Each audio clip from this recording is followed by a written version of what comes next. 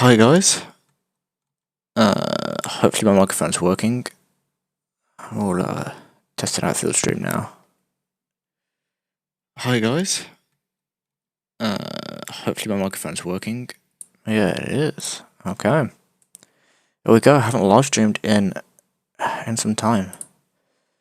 PlayStation for the win. Only the best console. Technically, yeah. That's what I wanted to talk about today. The technical side of stuff of the next gen consoles. Because, yeah, there's a lot of Xbox and PlayStation wars and next gen. Got it, it was in the junk. Okay. I just sent off a email to Ajit for his new montage that I've just done. And, yeah, it's looking good. I haven't done a montage in some times, but good track and all that. So Anyway, let's transition over to some of the stuff we'll be talking about. I think at about 8 o'clock I've got to go quickly. Well, it depends. Basically, someone will probably knock on the door soon, and yeah, I got to go for that for a bit, and then I'll be straight back. But plus we have all the best new games going. Yeah. That's what we'll be talking about today. Let me get the list up. So we'll be talking about how the PS5s are less powerful than Xbox. Xbox is more powerful. The Xbox Series S, the PS5 exclusives, the Xbox lack of exclusives, the comparison, the PS5 controller, the Xbox Series X and S controller, 4K TVs, and what HDMI 1.4, 2.0, and 2.1 is, and how you can look for next gen TVs and monitors and stuff like that, and what you need to look for. Because mainly I wanted to do this yesterday. I did start trying to do this yesterday. I was going to do a video on it, but then I decided live stream is better. I came across a post on Twitter, and it was kind of saying about how the Xbox Series X outweighs the PlayStation massively, and I was looking through all the comments, and it was just loads of people just going, "Oh, PlayStation is better, Xbox is better," and it's just all over the place. And same with TVs. TVs are the most hardest thing for next gen. It's not the console. It's not trying to get to the consoles. You could, say if you've got a console, and you've got like your old TV, cool. But if you're trying to go for a new TV, it is worse than trying to get a next gen console. It's awful. But that's basically what I wanted to talk about. Was kind of overall of everything that's happened over the past 6 months, being flat out, then which one is the best, the best to buy? That's what I wanted to talk about of overall. With PlayStation's next gen lineup is awesome. What PlayStation does that Xbox doesn't is push boundaries in technology. In the sense of not only the hardware, but the way you play, as in their controller with haptic feedback, their adaptive triggers, which sound awesome, and they are. Kind of looking at them, and I kind of know what they are going to be like. It'll be awesome. It's basically like having a rubber band on a trigger, but as you're kind of pushing it down, it gets harder and harder to push down, and that can be kind of changed by the developer of the game to make things a little bit more immersive. I'm going to upgrade my monitor to a better one, and that's what I wanted to talk about, because if you want to know which monitor to get, which TV to get, that's what I'll be talking about here, because it is so difficult. Trust me, like Austin Evans, Linus Tech Tips, they all like tearing their hair out. Definitely Austin Evans for the price of what you have to pay for a TV. It's ridiculous. And even then, some of the TVs you don't even get what you're paying for on day one. But yeah, basically we'll get over to that. But yeah, PS5, they're awesome. You've got, for the first time, I think for the first time ever in the past 20 years of Sony and their consoles, they've released a physical edition and they've released a digital edition. Obviously, I believe the physical edition is £450, $500, and the digital edition is £350 to $400, which is awesome. To be honest, I went personally for the digital edition because I like to game share stuff, and so I'm wanting to game share on another console. So yeah, I mean, you buy all the things, digitally, and you can, I'm not paying like £60 for Demon Souls on one console, and then there's another console right next to it that I have to pay £60 again for another Demon Souls copy, and just for the license. No, I mean, that'd be £120, and that's really expensive just to play a game. With two people. So yeah, that's why I went for the digital edition over the physical copy, even though the physical copy is pretty good. I don't use optical discs. I don't use optical drives anymore. You don't, because by the time, of last gen of PS4, the read and write speed of the optical disc was pretty much on par with your Wi-Fi of 100 megabytes per second or 200 megabytes per second, depending on what your speed is. So it was better to actually download games. Depending on your Wi-Fi, of course, and if you've got worse Wi-Fi, then maybe the optical disc would be better. But if you've got good Wi-Fi and good upload and download speed, then for me, it's digital edition. I love Acer, so I'm hoping that Acer will fit the bill. Acer are pretty good. The top TVs are LG, Samsung, Sony. 3 top TVs. They are... All of them have their own unique. Sony, more price range. LG, obviously, they go up to about 8K. I think it's the only 8K TV, pretty much, with FreeSync, HDR10 Plus, and a load of other features I'm going to explain a bit. But for monitors, Acer, Asus, BenQ, really, really good. And one I've literally just bought that's coming tomorrow is a Samsung. I'm just getting everything Samsung. Samsung are really good for their price, their specs, just everything. PlayStation has ray tracing as well, doesn't it? Which Xbox won't. We'll talk about that as well. Yo, Brandon, what's up? How you doing? Yeah, how you doing, Brandon? How you doing, Noah? Yeah. Oh my God, yeah, it is. Yeah, everything's really changed. But yeah, so basically, with the PS5, it'll be coming out with two editions. Digital edition, in my opinion, is better for the price of £350. Then you've got your Xbox Series X, and your Xbox Series X comes in at £450, which is the same money as PS5's physical edition, which is $500. And then you've got the Xbox Series S, which is not too bad for a console of £250, which is $300. That's awesome. I mean, I don't know how they did that, but they did cut down a lot of performance. It is technically a worse console than the Xbox One X. So if you got an Xbox One X, seriously, I wouldn't upgrade. Like, yeah, if you got an Xbox One, then yeah, you like the original Xbox One, then yeah, I'd upgrade. And these consoles, really, you have to look into what you want as a gamer to be able to decide of what you want, whether that's cost of that you don't have the money, or whether that's because of exclusiveness of games, or whether it's because of the consoles themselves. So yeah, Xbox Series X is pretty good. I mean, it's a decent console to come out. And so I was going to talk about the specs of the PS5 first. I mean, it's got its CPU AMD Zen 2, 8 cores at 3.5 gigahertz, which is pretty good.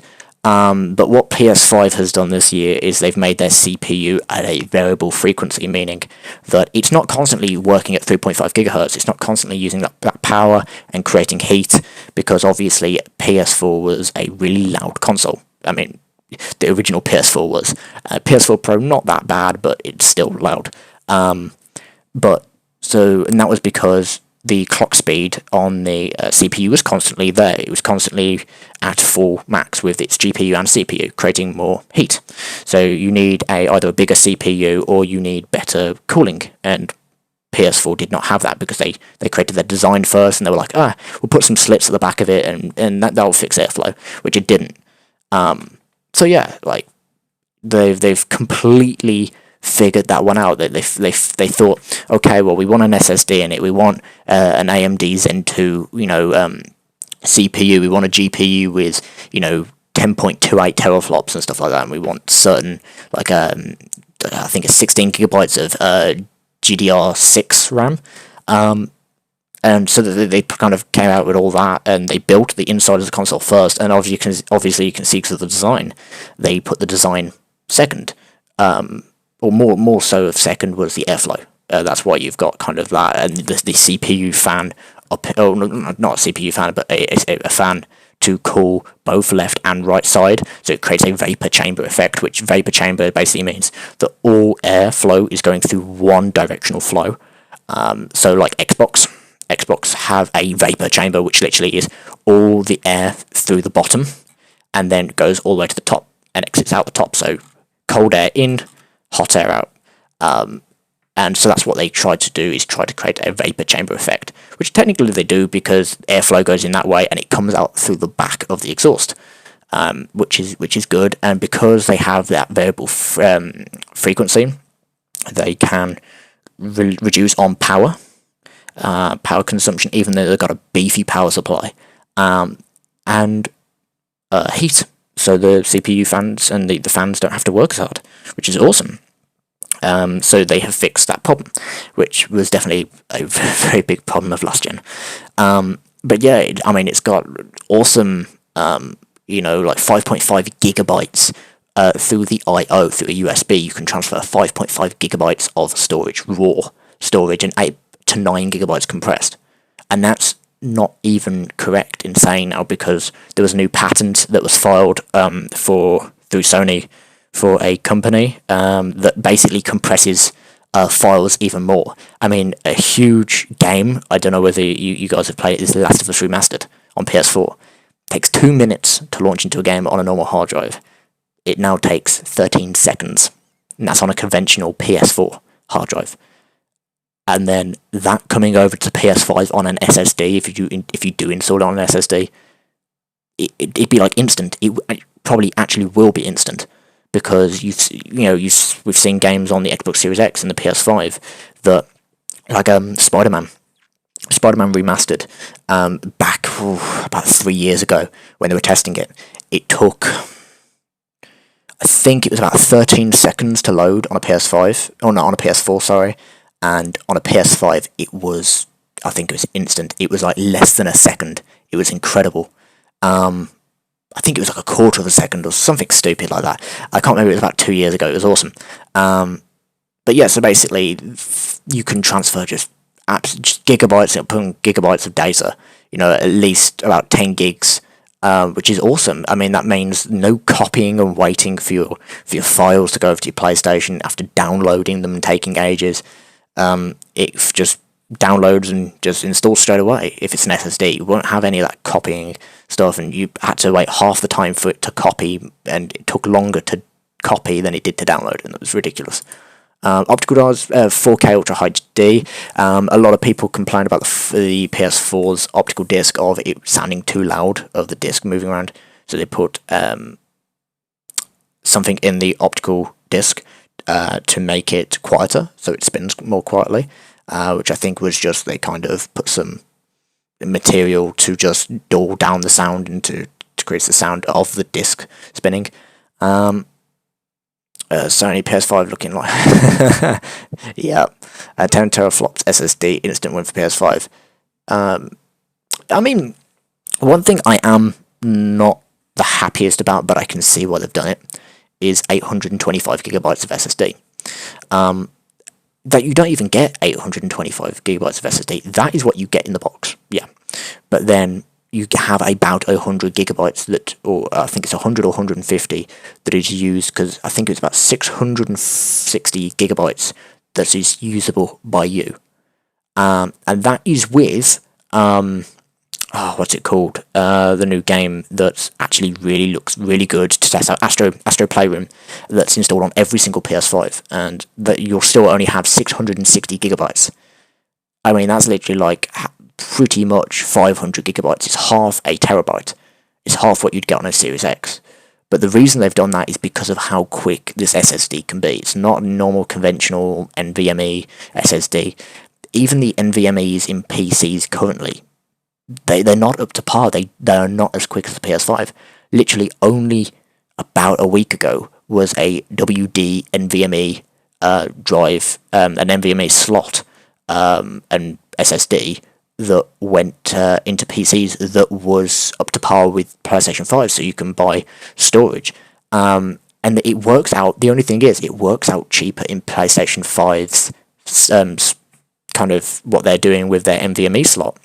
As you take off the side panel, you unscrew a little compartment and you pop it in, and because it can be third partied by WD, Seagate, or whoever does SSD storage, then yeah, I mean it'll be really really cheap compared to Xbox. Xbox only have one storage, which is Seagate, and it will always have one storage of a terabyte. I mean, it will go up, but the storage will go up, and so will the price. So it doesn't go down from there. They will not create a 500 gigabyte expansion card, or I don't think so. They want their money. But yeah, I mean, you can use all third parties. So when third parties start trying to beat for the NVMe like price, and they go, oh no, we've created exactly the same, but it's cheaper, and the market will go down a lot quicker than Xboxes. So you'll save a ton of money on storage on PS5 compared to Series X, tons. But we just gotta wait. We've gotta wait because no one's got that speed of NVMe slots yet, apart from one, and that was just revealed about a week ago, and it's all sold out. It's pre-order only. So, PS5, Xbox Mini Fridge. Yeah, there is an Xbox Mini Fridge. Oh, it's the actual fridge. It's not really mini, but yeah. Snoop Dogg got one, and a lot of other people. And the extended hard drive I have at the moment, will I be able to use that because I've already got my games on it? Okay, I'm going to say something about that. If you've got a hard drive that is currently plugged in your PS4, I was talking to a Sony employee, and I was talking to them about it, and I was saying, well, because I have a hard drive, I want to take it over and put it into another PS4, or put another hard drive into my PS4 and to download games. And they said, once you take out the hard drive and plug it into another PlayStation, you can't do that. Hang on, give me a second.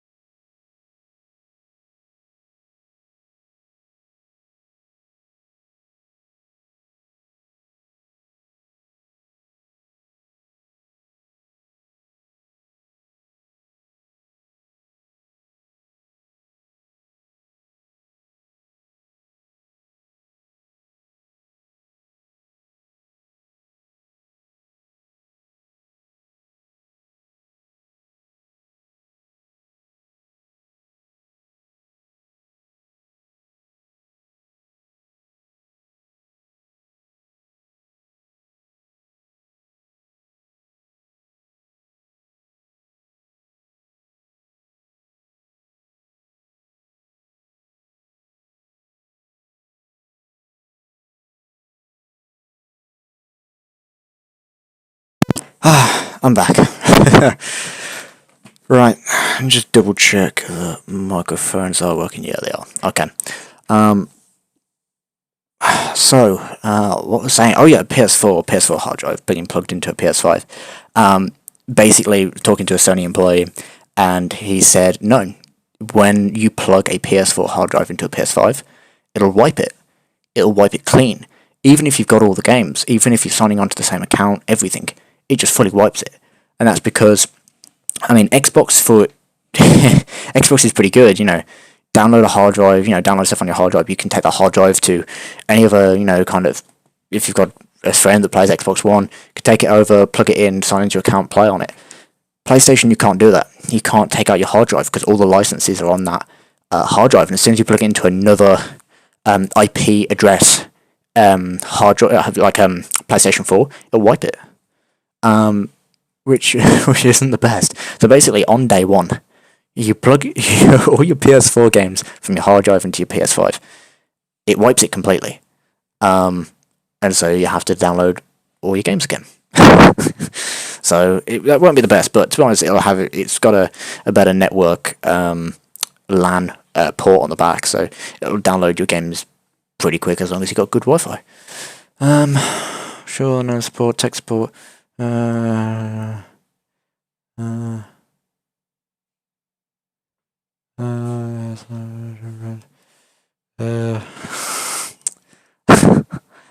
Go easy on a going.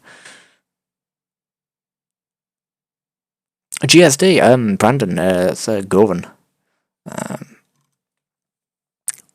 But anyway, yeah. So we got PS5 of its hard drive. I mean, if there's any questions of next gen stuff that you want us to talk about, put it in the comments, and I'll get around to speaking about it. But basically, overall, of PS5, it's an amazing console. Not as powerful as Xbox Series X. They have pushed the boundaries with controllers, as in their haptic feedback, their adaptive triggers, their new design. I mean, their new design looks amazing. I mean, I didn't like it at first. I didn't like the new console at first, but seeing it in videos and kind of not not the 3D renders, it looks a really, really nice console. And I think, yeah, it looks way more like next gen kind of look and futuristic than the PS3 to 4 or 4 to 5. But I mean, I think it looks really good. Especially the controls. I mean, the 3D audio, the Tempest 3D audio that they've created. Because audio just sucks. I mean, you're playing Rainbow Six Siege or something like that, it just sucks. Even if you've got a really good headset, it's like half the time you're hearing someone from your left, and the on your right, it's not good. But yeah, they've done some 3D audio, which is good. New microphone on the controller, which is nice. Kind of like the new create button, new UI interface. But yeah, you can only use about 650 gigs at launch. So what's that? That's what you can download Red Dead Redemption 2 like 6 times. That's it. But with that saying, of a lot of games that you play currently on PS4 do get compressed. So like The Last of Us Part 1 has got compressed from 2 minutes loading time to 13 seconds. And that's just on a PS4. I mean, it's awesome, man. Well, what's going on? Don't expose me. Flo got sign off snap direct. Oh, I feel bad now. She's nice. Wait, what did you do? Did you ban her? Did you ban Florence? Oh no, you just timed her out for 300 seconds. Okay, not too bad. I thought you banned her. I was like, geez, gone. I mean, yeah, okay, timed out for 300 seconds. That's fine. 3D audio has been an issue for a while. Like a good example of this is Tarkov, when you think you hear someone to the right, and there's someone above, and they're doing something about it once. Yeah, I mean, it's like what you shouldn't have to think when playing an audio or kind of focusing on audio is you can hear them from the right. you don't know whether they're coming from your like true right down below or above. You can't hear that difference. I mean, maybe from the distance and like how loud it is, but you can't practically hear it. Bro, can I undo it? Timeout. Bad. Yeah, but yeah. So that's PlayStation. Let's go over to Xbox real quick. I mean, Xbox's their specs are pretty good. They're 3.8 gigahertz, which is pretty good. I mean, that's what 0.4 gigahertz more than PS4's. No, PS4, PS5. So yeah, I mean, they're doing pretty good on CPU. 12 teraflops instead of 10.2 on PlayStation. So 16 gigabytes. They've got the same amount of gigabytes with a little bit more, I think. Bus on that on the RAM. They've got a 1 terabyte custom NVMe SSD, which will cost a fortune. Which is, that's what everyone wants. Everyone wants to spend, £150, nearly £200 on a 1 terabyte SSD storage at launch. Yeah, that's what everyone wants to do. And yeah, I mean, you get more storage with it, I suppose. Oh, that's internal. Sorry, they've got 1 terabyte internal and a terabyte external. So yeah, I mean, and their performance target is 4K at 60 up to 120. Which is really weird. For a more powerful console, and this is what I also wanted to create the live stream for, was a more powerful console of Xbox Series X, which it is more powerful than PS5. But it doesn't state on the box it does 8K. Why does PS5? And so I kind of... Technically, PlayStation 5 can reach 8K. So can Xbox. But not at a good frame rate. I mean, if you think we're just about hitting 4K 60... And we will soon, get to 4K 120.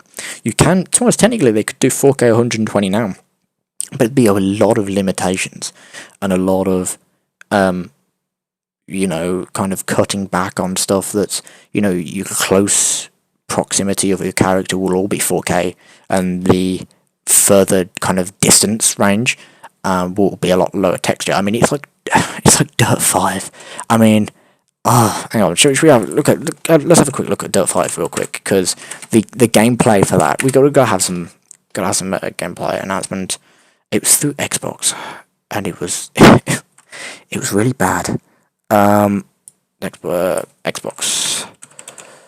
Series X gameplay, 4K Dirt. That's the trailer. I want some gameplay. I think this is. It was something like that. It was bad. I don't know why they've done that. Of what they've done, I don't think this is it. But a lot of the stuff, they haven't got it. 4 minutes of gameplay. This was it, because it wasn't even 4 minutes, and it was made by IGN, and it showed how bad Dirt 5 has been made. I mean, Codemasters is not bad. You guys probably didn't know, but Codemasters is in Birmingham. It's literally next to the what's that place called? The mailbox. Yeah, I think mailbox in Birmingham, and opposite the town hall. It is literally there. And Codemasters Studios, where they created Dirt 5. So yeah, I mean, it's awesome that something like this is down the road of a development studio. But the pure just kind of graphics of this is really just, it's not good. This is a next gen title. I mean, cars look 4K, which they're supposed to. But the ground and the environment around you doesn't. It looks like an Xbox One an Xbox 360 environment. Which is not good. I mean, this is, I believe, at a 4K. I mean, you're not seeing it at 4K 60, but this is supposed to be 4K 60 gameplay. I want to get to a point where here, okay, you probably don't realise, but you will when you play this game. If you're interested in Dirt 5 or you're going to play it, you're going to look at this once I've told you, and it's going to bug you, because unless they don't fix it, it's it's such a game killer, which is this. If you look here, you can see all the details of the rocks and in the dirt and whatever in the mud. Then you've got this. I mean, look at this. This is just a plain, flat texture that is... There's no decals. There's no rocks. There's no models. There's no height map. Nothing. It is basically a like a blank plain PNG of just dirt, and you can see that as you are going kind of towards stuff in your car, it renders in. It's literally got a distance of a meter radius, and that's all you've got.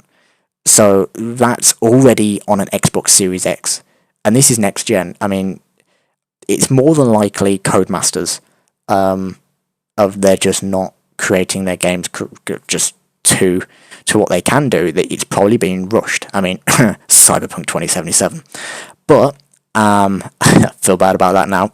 Delay of 21 days, but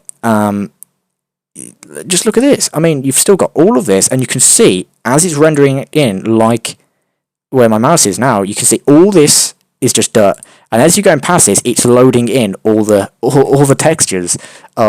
It's awful. And this is for a next-gen 4K 120 Hz gaming machine. And this is supposed to show off what the Series X is capable of. And this is what I mainly wanted to talk about with Xbox and PlayStation. Is Xbox is more... It's a better console for specs compared to PS5. The only thing with the Xbox Series X is, and what Microsoft are doing, is they don't actually want to sell this console. If you've got a PC like I've got, they want you to play on PC. They don't care whether you buy this Xbox Series X. They just want you to be in the kind of their economy, and if you're in the Game Pass, or if you're playing Microsoft Xbox games on PC, they don't care whether you're buying an Xbox Series X because they'll get money out of you anyway. And that's what they're trying to do. Is you can play xCloud games on your phone. You can play it anywhere, anytime, as long as you've got a controller and Bluetooth connection. And it's just... I don't know, I mean... I think...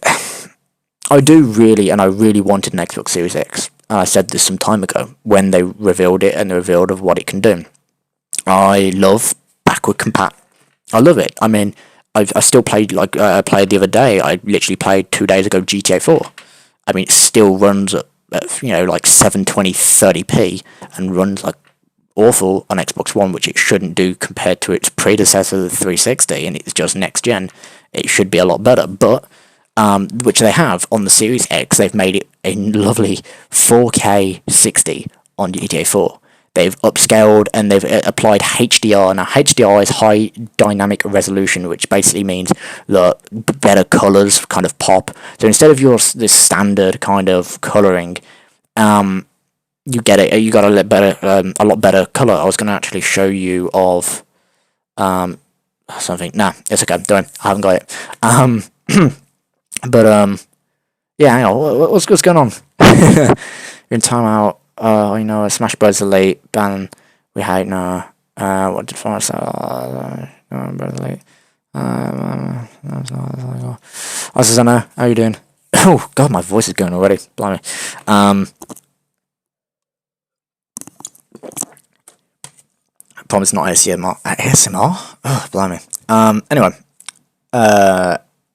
Xbox Series X, yeah, it's an amazing console for back gen. But also what I want to talk about was your next-gen exclusives. Why have I got the same link open? Okay, I accidentally copied and pasted the same one. Anyway, so you've got games like this. So these are next-gen, all-exclusive titles for Series X. You got Halo Infinite, which has been delayed by a year and a half. Even though it's supposed to come out with the console, it is that bad that this got delayed because Xbox were truly... fixated on Halo Infinite and pushing that as a main reason of why it should be sold. Of you get Halo Infinite at 4K 60. It was that badly done. The game is it's at least a year away from what it should be. It does not show what the Xbox Series X can do. That's what I've seen a lot of Xbox Series X stuff. I watched it back in February, back in March when they did next gen stuff. They've got no exclusives, and the exclusives that they've got and the new stuff on the Series X doesn't show off what is capable of the Series X. Halo Infinite should be pushing of what this next gen console can do. If anything, it should be stressing this console out like mad, because it's got the power. But it's bad. I mean, it's all over the Xbox One, the Xbox Series X console when you buy it. It's all over it. It's even got Halo Master Chief like on the back of the console. Their new trailer for the Xbox Series X is like a guy in a Halo like outfit. They were seriously, and an Assassin's Creed Valhalla, but you know, Ubisoft just wanted the money from Microsoft, and they were like, "Yeah, you can put it in the trailer." You've seen Zombies Samantha is returning. Yeah, I mean that's gonna be good. New Call of Duty is gonna be very good. I've played the multiplayer for at least about 2 weeks. Very, very good Call of Duty. It's Treyarch. They're going to be good. The Zombies is going to be amazing as always. The campaign's going to be very, very good this year. It's following its Radiant. No, it's not going through Radiant though, is it? Yeah, actually, it is. Yeah, so basically they're using the same game engine from Call of Duty Modern Warfare. They're using the same engine as that, and combining it with Radiant, which is Treyarch's game engine, of how they create the environment and the maps and kind of put all the textures into Asset Property Editor. So yeah, I mean it's going to be good. It's Treyarch. No console exclusive till 1.5 years later. Yeah, it literally is. Which is it's not good. I mean, you've got Xbox, which is just Xbox of their exclusives, and then you've got PlayStation. It's complete kind of night and day, polar opposites. PS5 has so many launch titles. It's funny. Yeah, it is. Hogwarts. Oh, don't even with that game. No, that is just, it's incredible. I can't wait. I mean, it's made by Warner Brothers. Yeah, I mean, but it definitely has a very bully kind of vibe of Rockstar games. Technically, apparently, it was created and I believe was helped by Rockstar because they were going to try and create a kind of bully-like game, which was an open world, and it didn't work out the best, and so they handed it over to Warner Brothers, and also Warner Brothers wanted it because they own, technically, they have copyright and whatever for Harry Potter, so, so yeah, Harry Potter looks awesome. Amazing game, can't wait for that.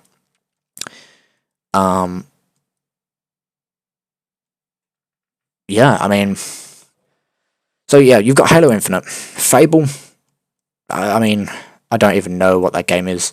State of Decay 3, I haven't enjoyed any of the State of Decays. Forza Motorsport, I mean, Forza's pretty okay. I mean, yeah, that's the only good one I'd say. Everwild, I mean, a lot of Xbox games, they've got really, really good art. And when it comes to putting it in game engine and creating it into a game, it's just where they flop and fail.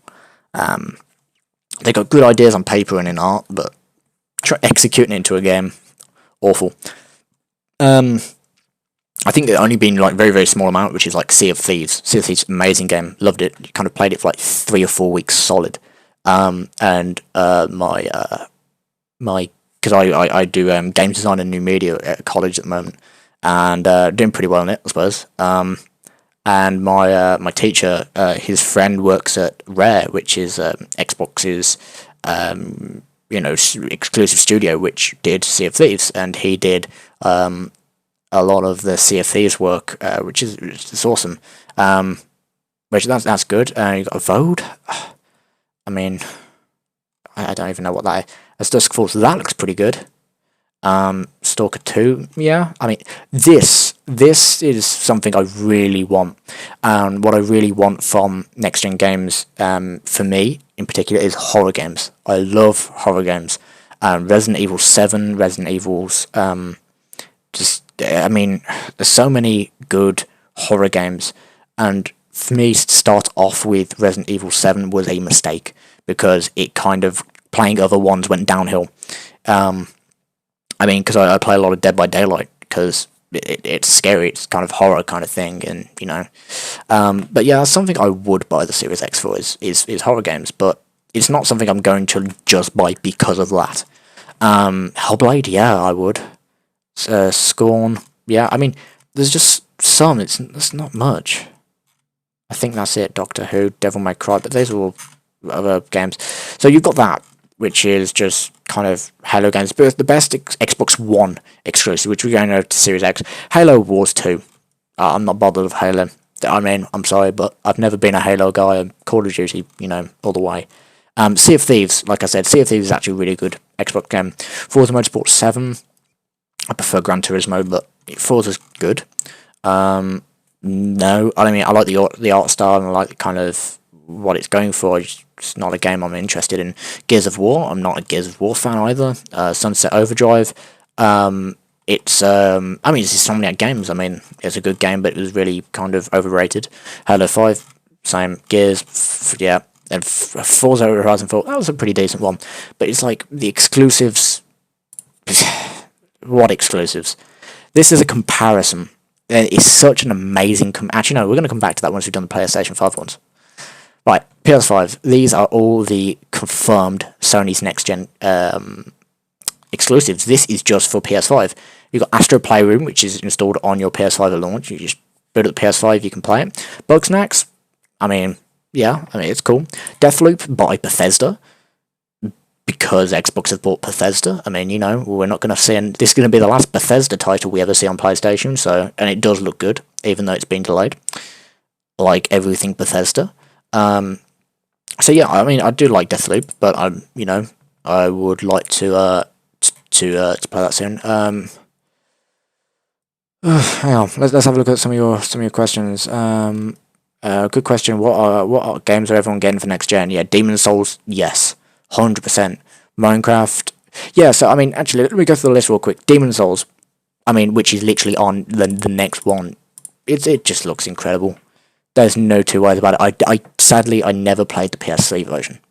I never played Demon's Souls, and I'm not into Bloodborne. I'm not into. I mean, yeah, Brandon's gonna kill me, but it's not something. Yeah, it's a very difficult game, and a lot of all the stuff are like Darksiders, and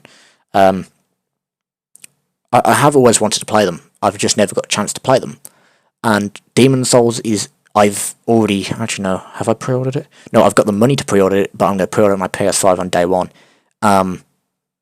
Demon's Souls I am buying. I love Demon's Souls. I've never played it. It looks amazing. And that's it. I mean, I don't care how difficult it is. It's amazing. Minecraft? Yeah, I mean, Minecraft's going to be awesome. Ray tracing Minecraft. I mean, I think that's coming on Xbox Series X first. It's currently on the PS5, the PC is a beta for its Bedrock Edition. So yeah, I mean, I actually really do like Minecraft, and their ray tracing is going to be awesome. It's just incredible. It changes Minecraft as like mechanics and everything. I mean, going into a cave with the torches and whatever, you've got to hold them, and it lights the way. You can't just whack your brightness up to freaking full settings and just hope and just go, oh yeah, I can see the outline of something. You can't. It's ray tracing. It's dark. It's amazing. When is the next Battlefield? Next Battlefield's 2021 or 2022.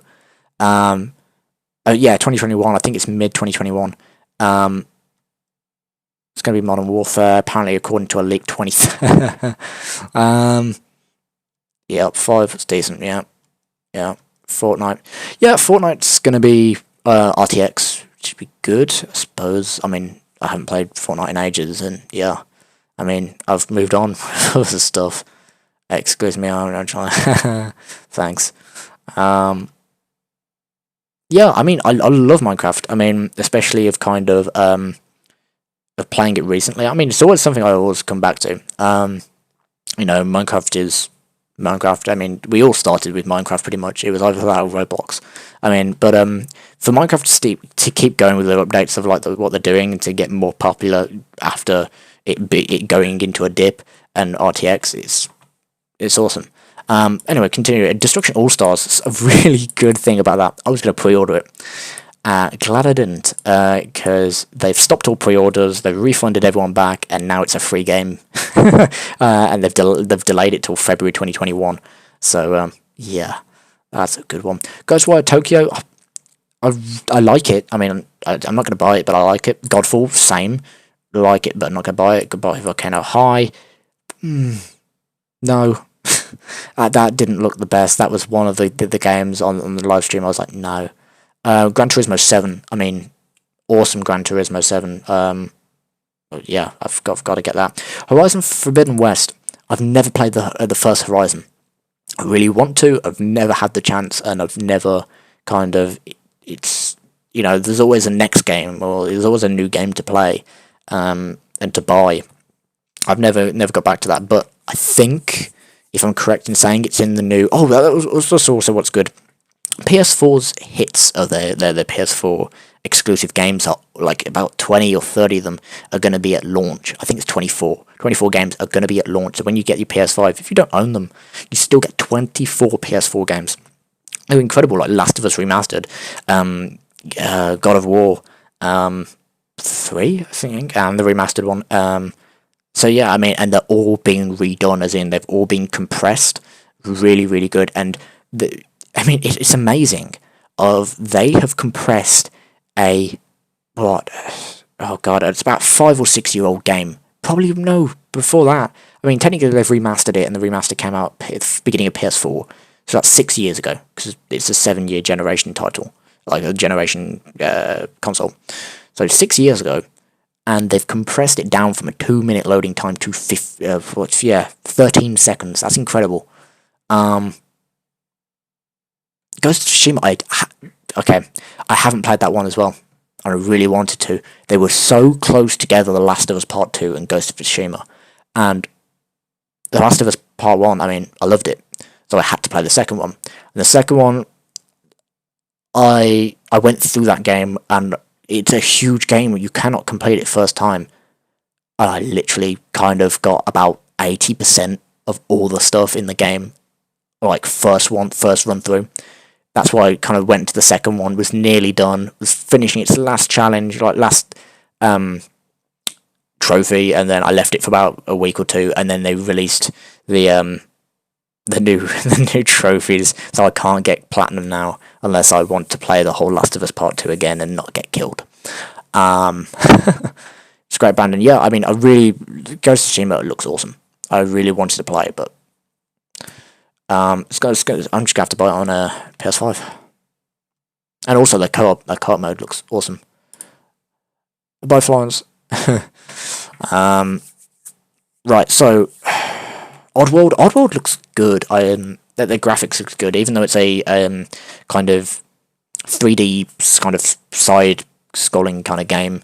It still looks good. Project Thea, yeah. I mean, that is a game that's not coming out. Or it's going to take ages. That's been in the works since PS4 was released. They were like, yeah, we've got a game. We don't know what it's called, but it's got a dragon. And it's like Demon Souls, kind of. With Demon Souls Remastered, anyway, the remake. And yeah, I mean, that's not ever going to come out. Ratchet and Clank Rift Apart, that is something I'm really excited for. A game centered and created around the SSD architecture of PS5. That's incredible. I mean, like Insomniac Games. Insomniac is like absolutely killing it. I mean, they've got their Spider-Man Miles Morales, which I'll come to in a second. They've got their Spider-Man Remastered, which them changing Spider-Man's face is not good. And Ratchet and Clank Rift Apart. I mean, they literally get 3 games, kind of back to back for a next gen title. It's incredible. And the Rift Apart is creating a game mechanics because of the SSD. And if they didn't have the SSD, they would not be able to create anything like that. It's incredible. Returnal, that looks pretty good. Sackboy, yeah, it's something I'll probably buy. Stray, yeah, something I'll probably buy. Spider-Man Miles Morales. I think that and Demon Souls was the reason I bought the PS5. They're amazing exclusives.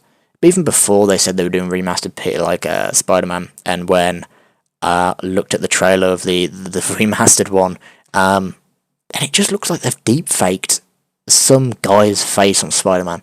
It looks so bad. Which I don't know why, even though it's supposed to be better. They've done ray tracing and they've messed up some stuff. It was good the way it was. I mean, of their interior design, they've messed. The exterior is amazing. They're ray tracing on Windows. They have 4K 60 FPS gameplay. Incredible. The Miles Morales is going to be awesome. Yeah, we're going to see freaking Dying Light 2 anytime soon. Yeah, okay. But anyway, like their best games, GT Sport, like Yakuza 6, Street Fighter. I mean, Infamous Second Son, Last of Us Remastered. I mean, awesome. Ratchet and Clank, Uncharted Lost Legacy. That's the one Uncharted game I haven't played yet, which I really want to. And Uncharted series is awesome. Love it. But anyway, we're gonna get to the quick release of this stuff, and then we get another Spider-Man like next year.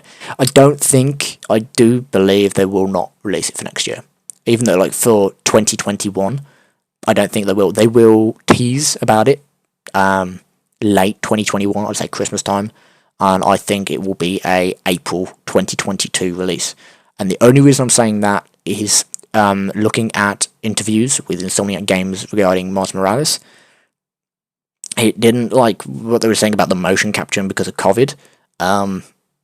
They just finished the motion cap and stuff like that for Spider-Man Miles Morales, and they had to go around some few stuff and whatever. And if it's halfway through what it will be of the Spider-Man game, it'll be halfway through. Yeah, it'll probably use the same engine and mechanics as Spider-Man, like Miles Morales, but just retextured and restored. Motion capture is not going to be easy, and it will take them longer. So it will. I definitely do think that will be delayed. By a little bit, you won't see it being delayed, but it'll have pushed them back. COVID will, like they said, it nearly pushed Miles Morales back, and they've only just because of by the time they finished motion capture, COVID kicked in, and they were very, very lucky. Otherwise, that game would be a little bit delayed up until about Christmas time, I would have said, or maybe January. So they were lucky. But anyway, so Astro Playroom, Demon's Souls, Spider-Man Remastered, Spider-Man Miles Morales, Sackboy Big Adventure. Those are on PS5 exclusives. That's what you can play on PS5. Xbox Series X, Gears 5, Tactics, Ground, RE, Forza. Hang on. Games released at launch. Oh no. So these are all new games, right, for PS5. These are all old games, but just tweaked for HDR and 4K gaming. And they're saying it's releasing, it's new. It's not. It's last gen. It's like I don't know. It's like having like Last of Us 2, like on last gen, and them saying Last of Us 2 remastered. It's a brand new game. It's not. It's a remaster. I mean, Xbox Series X have got more third-party games. And what do you mean, Dead by Daylight? Dead by Daylight's on PS5 as well. All of these games are on PS5 as well. This is IGN. They're not the best. Bugsnax, Godfall, Pathless, yeah. But I was talking about third-party games. Fun. Assassin's Creed Valhalla. I mean, its artwork was amazing. Their hype for this game was amazing. Their gameplay, their textures, just mechanics was just such a letdown. That just killed the hype. I completely knew I wasn't going to pre-order it. I was like, well, next game, what am I going to pre-order? That was a bit disappointing. Borderlands 3, yeah, cool. Destiny 2, cool. Devil May Cry, whatever, Fortnite, that's coming on both. Yeah, Just Dance, come on both. NBA 2K21, that looks really good. And they've shown it off on PS5 first, instead of Xbox Series X. Observer, yeah, cool. Call of Duty Black Ops Cold War. Yeah, I mean, that looks awesome. The Call of Duty looks really good. Um, Look at all of the new Xbox titles are last gen. They literally are last gen, but technically they're not last gen because they've been remastered. Well, not remastered as in a new copy, but they've been upgraded. They've been upgraded to ray tracing on Gear 5 and HDR, and yeah, most of these stuff is just literally, it's like having HDR basically brings out better colors in gameplay or videos, and you have more colors. So you only have a certain amount of colors. So you have RGB, red, green, blue, and that you have your colors, and that's your kind of your standard kind of colors, as well as some other stuff. But for HDR, you get more variants of colors, so you can get true colors of what developers want you to see. So instead of you seeing red, it might be more of a pink, or it might be they can kind of tweak it, but it's not perfect, and it brings out more colors, and that's all they've done. Xbox have literally put the gameplay, and they're like, yeah, okay, well, we'll stick an overlay over it, and just HDR overlay, and if some games it don't work for, just take it off, and the games it works for, stick it on there, and put it as a patch, and yeah, that's it. And then they say it's releasing at launch. Call of Duty Black Ops Cold War, yeah, awesome. I feel like it's definitely more PlayStation sided, even though it's releasing on the Series X. I mean, you've got like a zombies co-op mode that's coming out on PlayStation 5 a year. That's ridiculous. A year before Xbox Series X, you get it on day one PS5, and you have to wait a year to get it on Series X. Call of Duty lasts a year, so by the time you are able to access this on the new Call of Duty, the next new Call of Duty will be out. So it's like, okay, I now get a new thing for the last gen Call of Duty on Series X, so that's not good. And PlayStation 5 get a lot of stuff early, so yeah, that's what Cyberpunk, we'll come back to that in a minute. Dirt 5, yeah, I mean, I think what games were there? I don't know whether Fortnite is. No, I'll probably have to tell me that.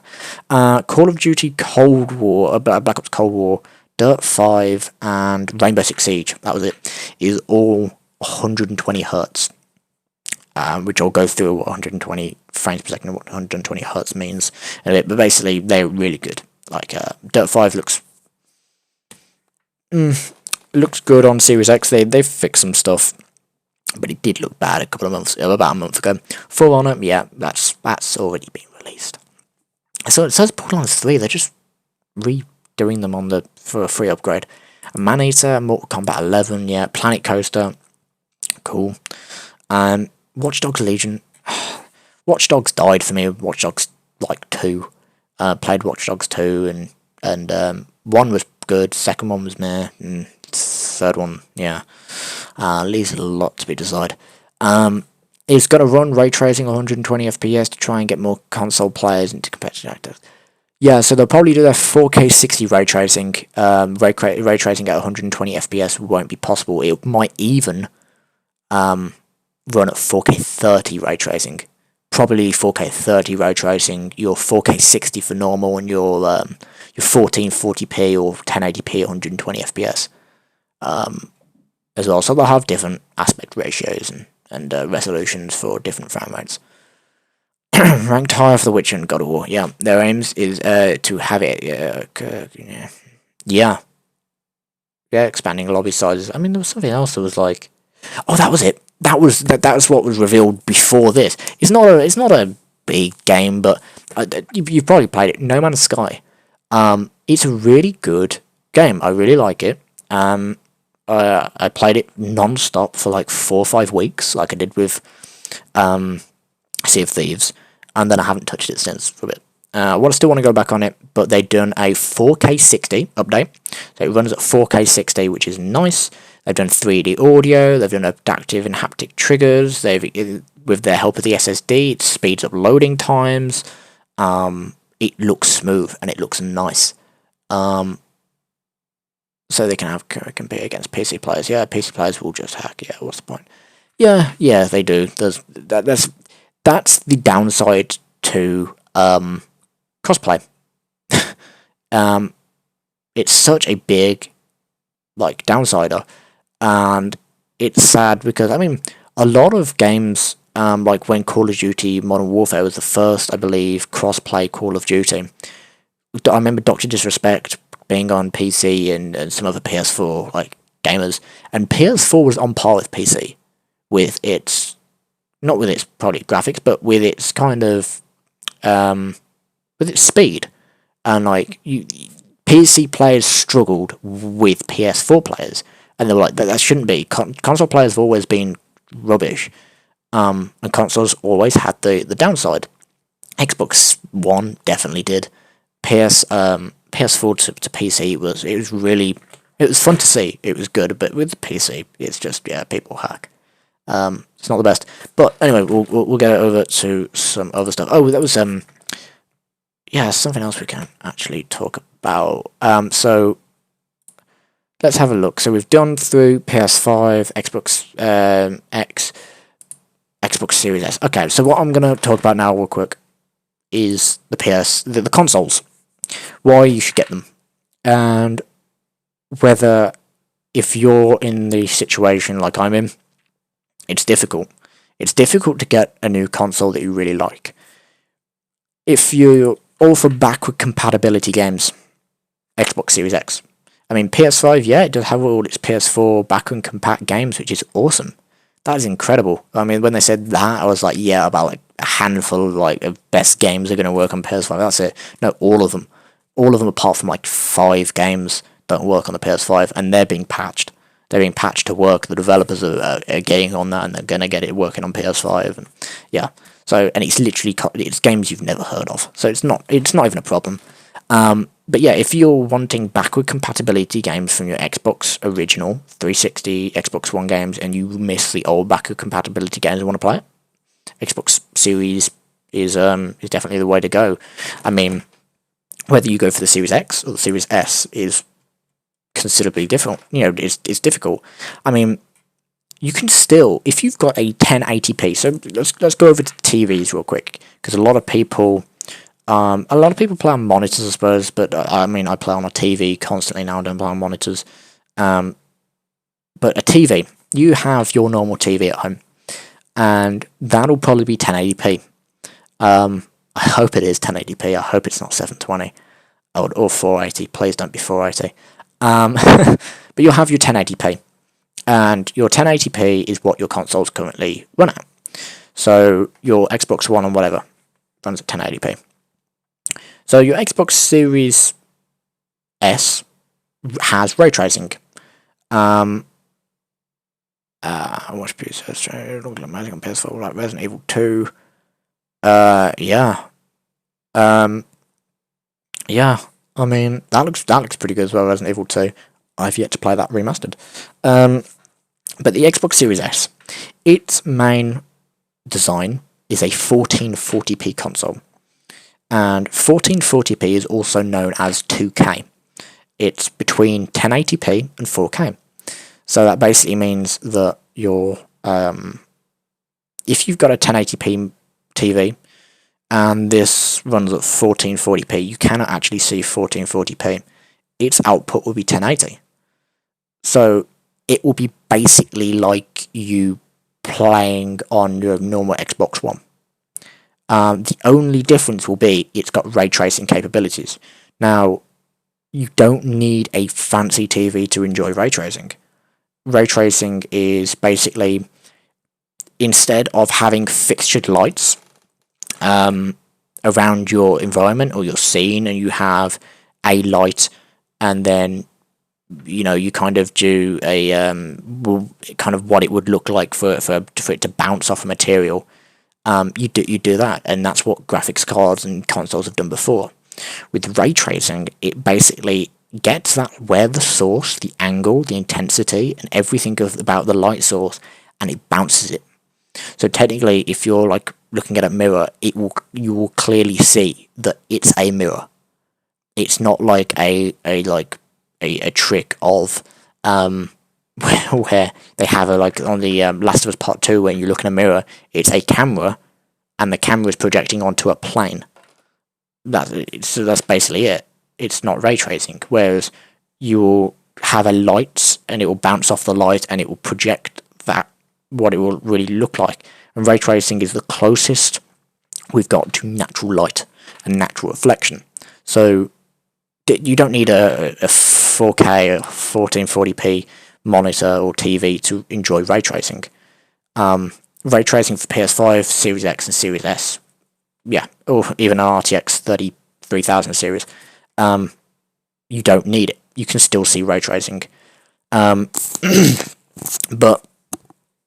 with this box, it's more 1440p. It does reach 120 hertz.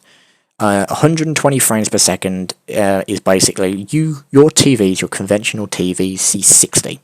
That is the conventional for since the Xbox 360, I think. Well, probably, yeah. But you see 60 frames per second. And that means that your console, the frames basically mean a still single image.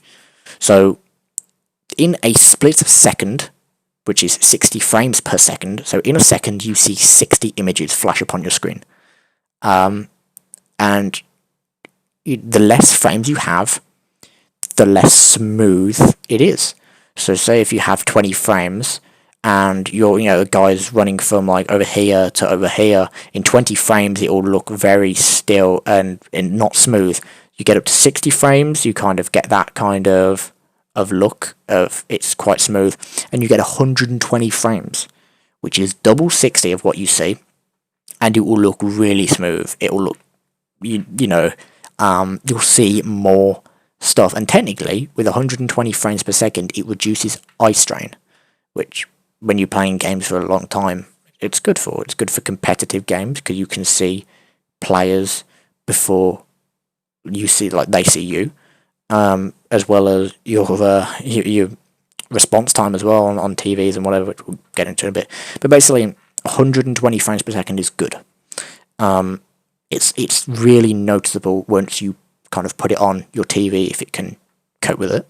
And it's amazing. It's an amazing feature. But this, for £250, is an amazing console for ray tracing and for normal 1080p gaming. So if you want 1080p Minecraft ray tracing, yeah, that's the one to go for. That is definitely the console to go for. Even though it's digital edition, as long as, just buy all your games on there and it'll be fine. It doesn't have a disc, so that's where the problem is. But I think technically, don't quote me on this, but you can plug in an external disk drive and you can put in your discs in there and it will run off the. But it's not being confirmed, and it's just better you buy them digitally anyway. But yeah, so that's the 1080p console. So we'll get off from that and we'll go on to this. This is the 4K console. So your 1080p is your normal HD. So this is what you're seeing this live stream at, is 1080p. So this is HD, and it's been like this for ages. So 1080p times 4 is 4K. You're seeing 4 times as many, or technically you're seeing 4 times as many pixels as 1080p is what you normally see, meaning it's a lot more sharper. You can, sitting at a distance, it's fine, but as soon as you get up to close to 1080p monitors, you can see the frames, depending on different pictures. And with 4K, you have to be a lot closer to be able to see the frames. And just overall, the more frames, the better. It means there's the better quality and stuff like that. So you have your resolution, which is 4K. You have your frame rate, which I said, which is 120 frames per second, which makes games a lot smoother. You see 120 still images as you're playing. What was that? It was Xbox thing. I was thinking that was on my monitor. But yeah, you see 120 frames. Stuff with HDR. This is also a HDR box. I believe the Series S is as well, hopefully. But there's different variations of HDR. And it gets a bit difficult. So you have HDR, which basically increases the amount of colours. You then get HDR10, and I think you get HDR10 Plus.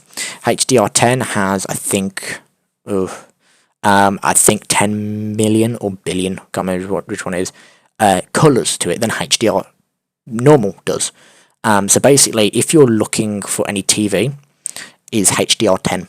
HDR10 Plus is like awesome. That's like, yeah, awesome like console, like TV or whatever to have. So yeah, that's something else you want to look out for. But this console is mainly for 4K 60 players at the moment, anyway. Going from a console of Xbox One X, you're gonna go from 4K 30 to 4K 60, and this then will go up to 4K 120 in like 7 years time. Well, probably not 7 years time, about 4 years time. You'll see your first 4K 120 frames per second kind of game. But it's capable of doing that. So, with a lot of stuff, it's difficult to balance, which I'm going to come up to in a minute. It's difficult to balance what TV or what monitor you want because of this factor. Also, with the Xbox X and the PS5, they're pretty much the same as they've both got 4K 120. PS5 can technically go up to 8K. I think Xbox Series X will do in the future. But you'll see, you'll just they're good consoles. But yeah, I mean, 4K, and you will see it go up to 8K, but no one's gonna have an 8K TV, seriously. Like, who's got the money of like £3,000 TV for an 8K? It's not worth it. And even then, it'd be 8K 30. It'd be pretty much unplayable. It'd be like your 4K 30, but I mean, it'd be like playing Last of Us Part 2 at like 8K, which it gets to a point where 4K and 8K, you cannot notice the difference. It's so minute to the difference. Unless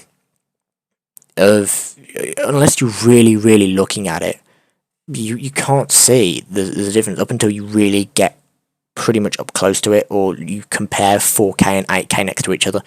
Then you might notice the difference of, yeah, the 8K one looks a little bit more quality than compared to the 4K, but seriously, it gets to a point where your eyes literally cannot see a difference. You can only see an amount of frames. Amount of frames, and amount of quality and resolution.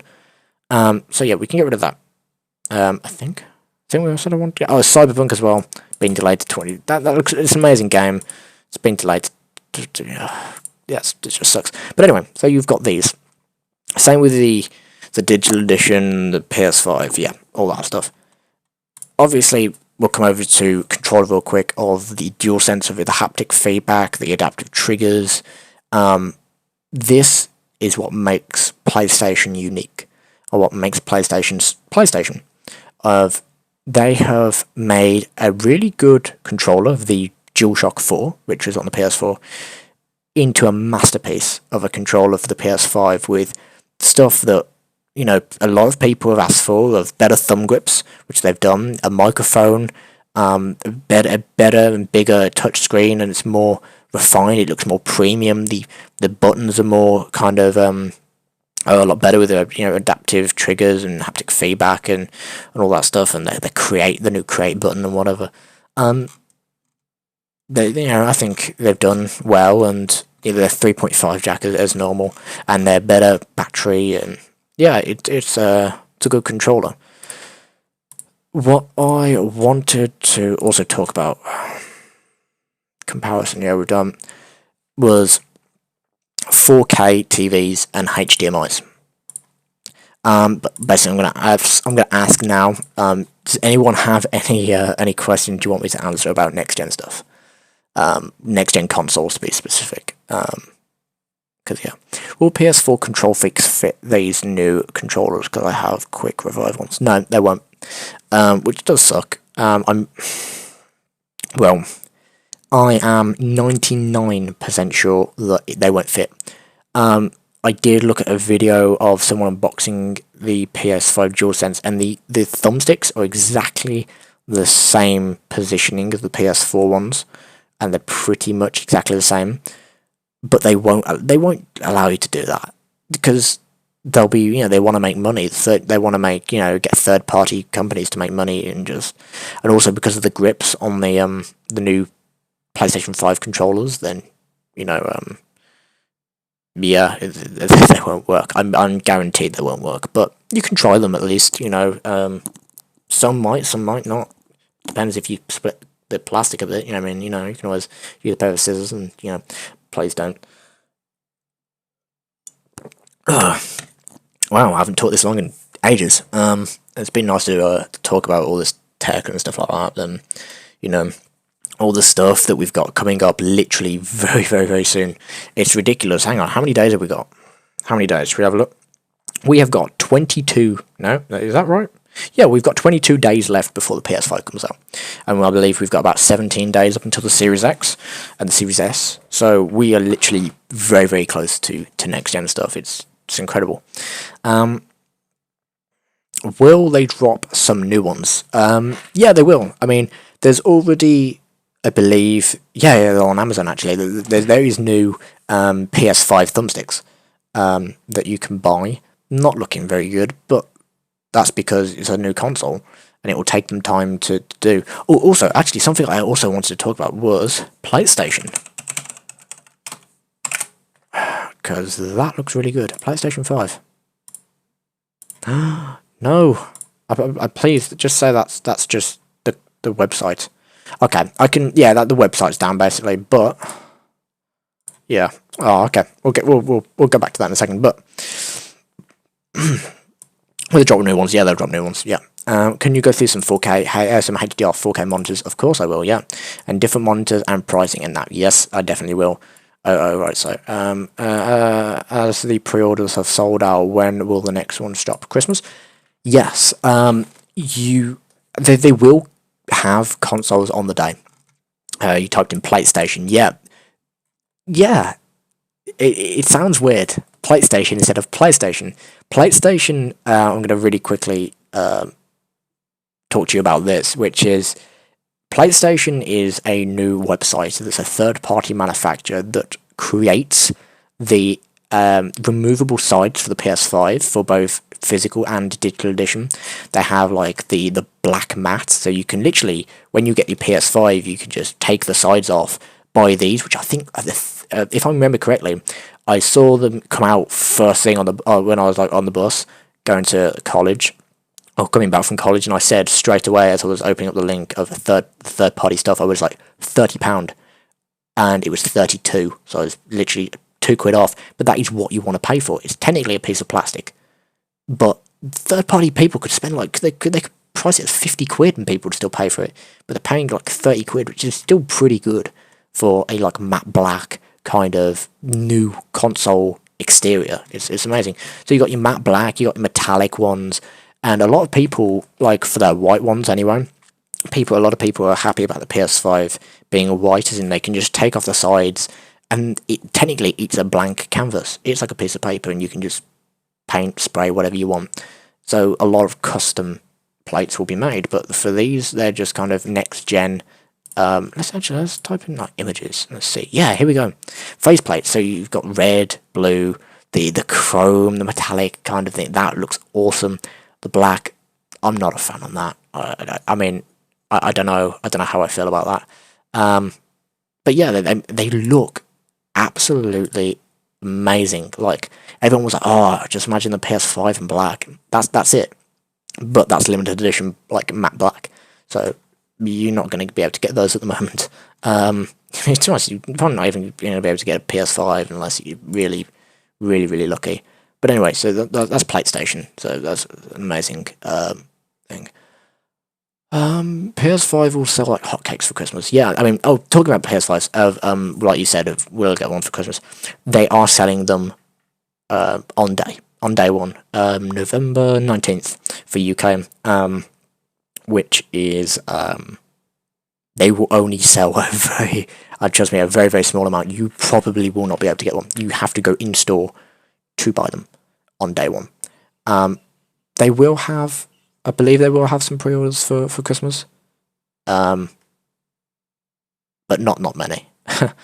Not many at all. They probably will, but it'll be gone pretty quick. You have to know when these things are coming up. So like for me, I pre-ordered 2. Not because I'm greedy, but one for me, one for Megan. And and so we can play together and we can enjoy the PS5 console together, and we can play Dirt 5 and different games and enjoy the next gen experience of them. And we ordered them because there was a live stream, the last live stream that went out with the price of the PlayStation 5. Twitter then blew up and went, the pre-orders are tomorrow, and Sony said they're tomorrow. And I have always said to Megan, because Megan doesn't like it of when I say 12 o'clock is next day, and she's like, no, when you wake up the next day, like 8, 9 o'clock in the morning, or whenever you wake up, then it's a new day. And so I was sat there, and she was like, you know how you always say to me 12 o'clock is the next day? She's like, what about if they actually are doing that? Because technically it's tomorrow. And I was like, okay, yeah, I can see where you're going with that. And so I was like, okay, you know what? We've got nothing else better to do. I'm gonna sit on my phone. I'm just gonna scroll through like game and just different websites of like PlayStation themselves and PC World and whatever.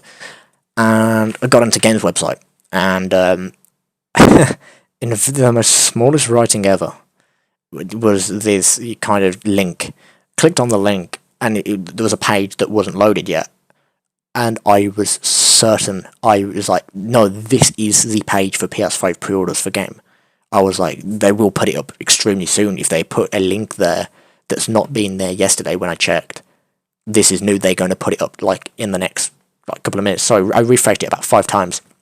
I got in straight away, purchased 2.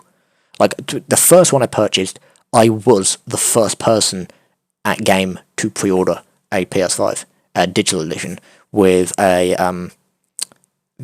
what's it called? the PS5 controller like charger, and I think that cost me £400 in total, because I bought it in a bundle. And then I was like, well, Megan, do you want one? And she was like, yeah, I really wanted one. I was like, okay, well, and I logged on a different account, and then purchased another one and did the HD camera bundle, because why not? Got another digital edition, and that was like about another 400. That was 400 quid as well, so it's like £800. I got 2 of them, and then I was like, that was really, really easy. Like, that's the most easiest. God, I've never pre-ordered a console at day one. That was my first time, and it was the most easiest console to pre-order ever. And a lot of people that on Twitter was complaining about how difficult it is to pre-order. Like, it sold out within like 30 minutes on in the UK, and it was gone. It was literally like, I was speaking to them, I was like, just got new consoles and whatever, and I was just talking for about 30-40 minutes, refresh the page, they're gone. Like, the only thing you can buy left is the HD camera, the physical edition. The digital editions were gone, and that's because it's something like 100% of consoles sold worldwide. They're sold US, UK, whatever, worldwide. It was like something like 10% of consoles, or 10 or 20% of consoles that have been created were digital edition, and the rest were physical. So physical edition, which is £450, they're pushing that a lot more because they want more money than the digital edition, because they will lose money on it.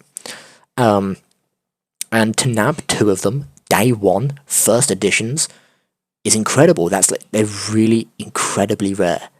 And to nab 2 of them is incredible.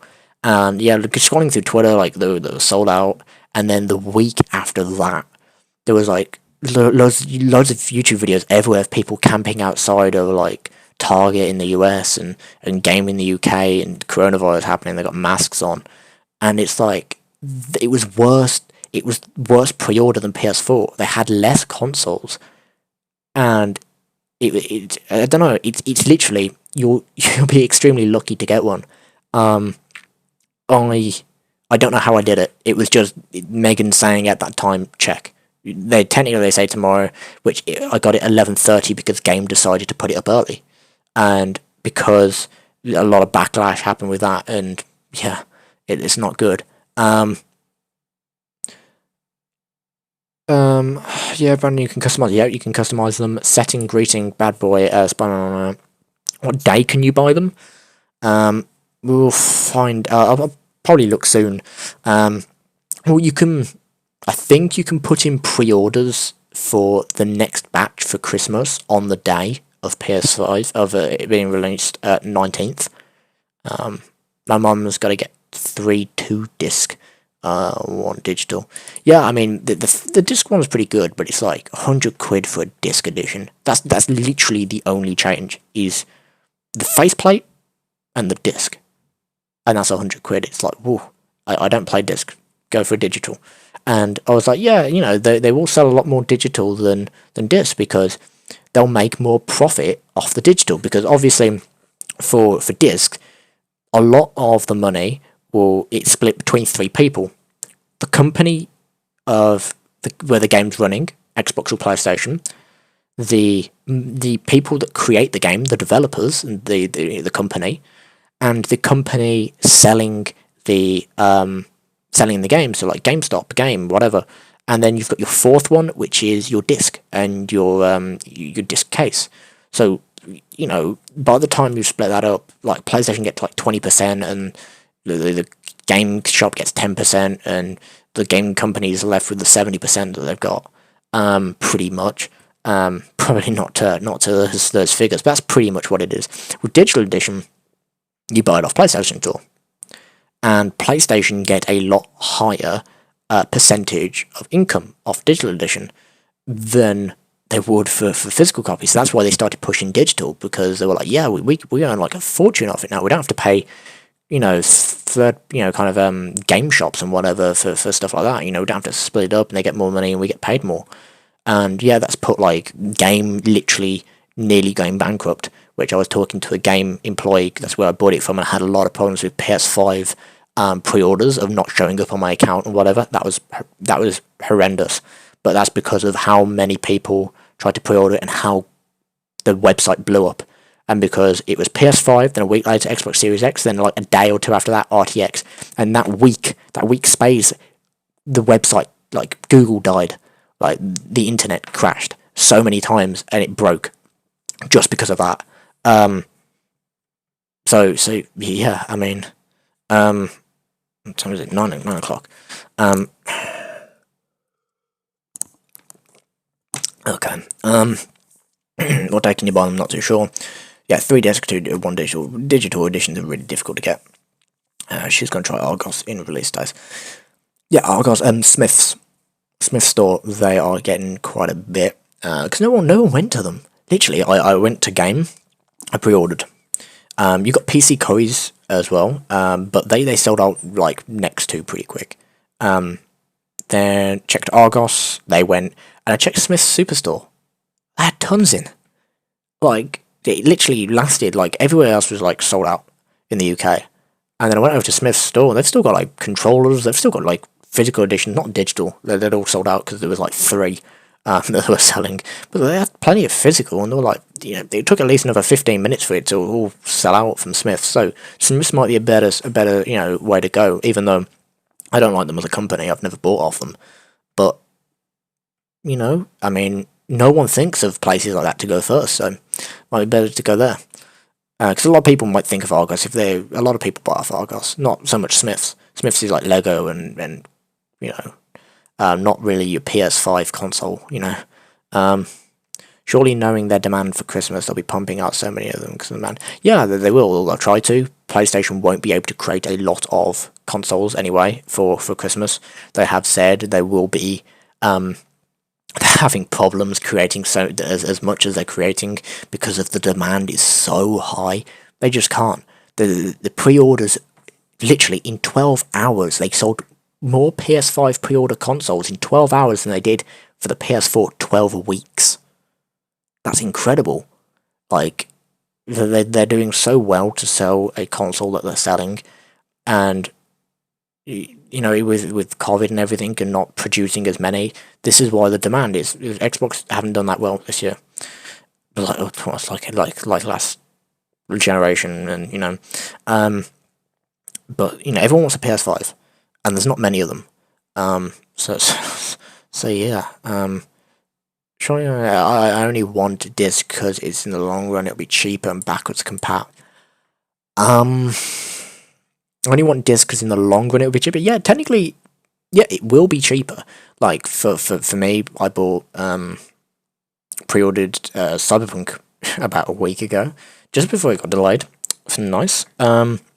But anyway, I did that for 50 quid, and then it was like 55, something like that. It was expensive anyway, and they're selling it for like £45 on like Amazon. I'm like, what? You know, they're already like putting up sales for, you know, a game like that's not been released yet, and so yeah, I mean, disc actually probably will be cheaper and backwards compat. Yeah, yeah. I mean, even so, all your digital edition stuff will always, well, that'll be backwards compat as well. All your digital edition stuff you'll be able to transfer over to PS5. So Sony have set 100 million sales target for PS5. Yeah, they've set it a higher target than PlayStation 2. They say that the PS5 will outsell the PS2, which the PS2 was the best and the most selling console of Sony's entire generations of console. And that was mainly because of its Blu-ray disc drive, and because it was cheaper than a Blu-ray disc drive. Oh, no, not a Blu-ray disc drive. It was just a disc drive to like so you could run movies and whatever. It was dirt cheap for compared to other ones. So yeah, and everyone was like, yeah, a gaming entertainment system and a disc reader. I mean, for that price, I mean that's amazing. That's why they sold so many. Is because most people just wanted to watch movies off them. But as well as play games, as well as it was an amazing console. And because everyone got so hyped from the PS1 to PS2, it's like, yeah. And then they flopped with PS3, PS4, back at it, and PS5, it's just next level. So what we're going to talk about now, if there's any more questions, keep asking them real quick. What we're going to talk about is TVs, monitors, and HDMIs. So first of all, I'm going to talk about HDMI 1.4, 2.0, and 2.1, and the different variations you have. So if I pull up my little notes, I haven't got the actual picture. That's fine. So if we go to HDMI 2.1 first. Actually, do we go to HDMI 2.1? No. Well, first of all, I'll pull up the image of that.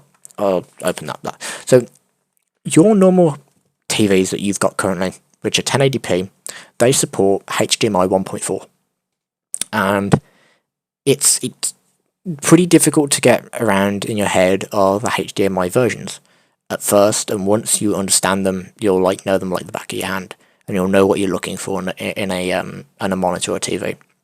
HDMI 1.4, normal 1080p 60 kind of stuff, normal. Then you come along HDMI 2.0. Now HDMI 2.0 does 4K. The 1.4 does not do 4K. It doesn't have the bandwidth signal that 1.4 has. So 1.4 can only have a certain amount of gigabytes traveling through that cable, which is 1080p 60. That's all it's got room for. That's the highest it can go. It doesn't have enough gigabytes to transport 4K. And obviously 2.0, because it's got a thicker cable and it's got more cables in there to transport more bandwidth, it does, and it can transport 4K resolution through that HDMI, as long as you've got a 4K source. So like your PS4 Pro, that cable, that HDMI cable you had was a HDMI 2.0, and even though they all look the exact same, it's like it's a HDMI cable. It's a new HDMI. It's like they're pretty difficult to get and pretty expensive to make compared to 1.4s. Which 1.4s now you can get like for like £2-3 for a HDMI. Like HDMI 2.0s are like a tenner, and you don't even want to know how much HDMI 2.1s are. They're like £15-17 for a HDMI. But that is if you want to do like 4K 120 and 8K. But anyway, we're skipping ahead. So you have your 2.0, which is your 4K 60, and your 1080p 120 frames per second, or your 120 hertz. Now, when I say frames per second in hertz, is your source, so your PlayStation, according to your PS5, will spit out 120 frames, so 120 images per second, and your TV measures that in hertz. So basically, it receives it. So it's being sent out by the console as frames, and it's received by the monitor as hertz. and that's what you see it as. So that's why you look for 120 hertz monitors or TVs, because then you can see all those frames per second. If not, if you've got a normal 60 hertz TV that you've probably got just literally in your living room now, unless you've got a £1,000 more TV, you'll only see, your console could be spitting out 120 frames, and you go, oh, there's no difference. There won't be, because even though it's spitting out 120 frames, your TV goes, yeah, but I can only see 60 of them. And so you're literally playing like you'd play on a PS4. So there'd be no point in playing 120 hertz. So that's your 2.0. So your 2.0 is your 4K 60. So that's what you got with your PS4 Pro.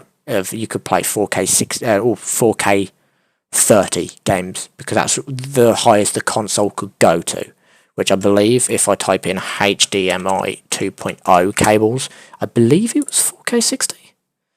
Let me just have a drink real quick. I'm sure it was. But anyway, it's basically like that. And also had HDR and stuff like that. So I'm not. Hang on, here we go. Just going to tell me. Yeah, I was correct. So 2.0 does 4K at 60. Meaning, 4K 60 frames. So it's basically the only difference was you're still getting the same frames as you would on a normal TV, but the quality of the resolution went from 1080p of your normal TV to 4K, which is a lot better resolution. So like this, it's that cable in itself for the 2.1 version. This is $4.99. The 2.1 version is £17, which that might be a little bit more of a rip off and whatever. As soon as I bought it and whatever, but they're premium cables, and that's what you kind of need to look for, because they're really chunky and thick, because they've got so many kind of cables in there to transfer that bandwidth. So 4K 60, you 1080p, 120 hertz. You then have a new HDMI, which comes with your PS5, which is HDMI 2.1. This does 8K, but forget about 8K. Trust me, no one's going to use that for another 10, 20 years, up until 8K TVs are the same price as 4K ones now. So you can see it technically can do 8K 60. Well, the HDMIs can do 8K 60. Whether the PS5 will and the Xbox Series X, no, it will not do 8K 60. It will do 8K 30. It will struggle with 8K. Technically it can do it, but it'll struggle. But your 4K, so your 4K at 120 hertz. This meaning that you can run it at 4K quality, and instead of the 60 that you had on the 2.0 version, you now got 120 frames that you can do it. And what I wanted to talk about as well with 4K at, it is so imperative and important that you see this at symbol, because trust me, these game companies are really tricking you. Like if you I'm not going to search it up, but because it'll take me ages, I'll tell you there is some games that you see on PS5 and Xbox Series X that are coming out. They say 4K. So like new Call of Duty, they're saying it's 4K 120. But yeah, that's awesome. That means it's already reached the limit of the PlayStation 5 already. I mean, first game kind of coming to the console on day one, it can already reach limits. No, it can't. They're saying 4K 120. They mean 4K 60, and if you go down to a lower res to 1080p or 1440, which is your in between, your 1080 and your 4K, which is a little bit better res than 1080, you can then do 120 hertz. So technically, with their marketing, they're not telling you the truth, but technically they are. They're saying it can reach 4K separately, and they're telling you it can reach also 120 hertz, but they're not. So you read it as 4K 120. You say, wow, 120 frames per second at 4K. No, you can't. you've got to look for the at sign, because the marketing are tricking you. They're technically telling you the truth, but you are looking at it a different way, unless you're, technically minded and you realize that's them, kind of not twisting their words, but you'll interpret it differently if you don't understand. So, I mean, if you guys put in the comments now whether you actually thought like Call of Duty and the new Call of Duty could run at 4K 120, and something like Assassin's Creed Valhalla, they said, which is the only, actually the only game that they've specified 4K at 60, meaning it can actually run 4K at 60 instead of 4K 60, meaning it would run 4K 30, and then it would run 1080p 60, which that'd be awful. That'd be an awful game, because that'd be like playing on last gen. So yeah, I mean, put in kind of in the comments whether you had actually seen like games run at, like they say they run at 4K 120. You've got, oh, that's awesome, and then you've probably just realised now they don't. The 4K 120 hertz will not happen up until another 3 or 4 years, up until game developers are happy with the PS5 and the Xbox Series X and they know how to develop on it, and then they can boost that further. So with your you've got HDR and whatever like that, but yeah, that's what you're wanting to look for. So even if you have a really bad, well, not really bad, you've got a TV. It's probably a 1.4 TV, meaning it's a 1080p TV, 1080p 60. You get your PS5, you plug it in, all good.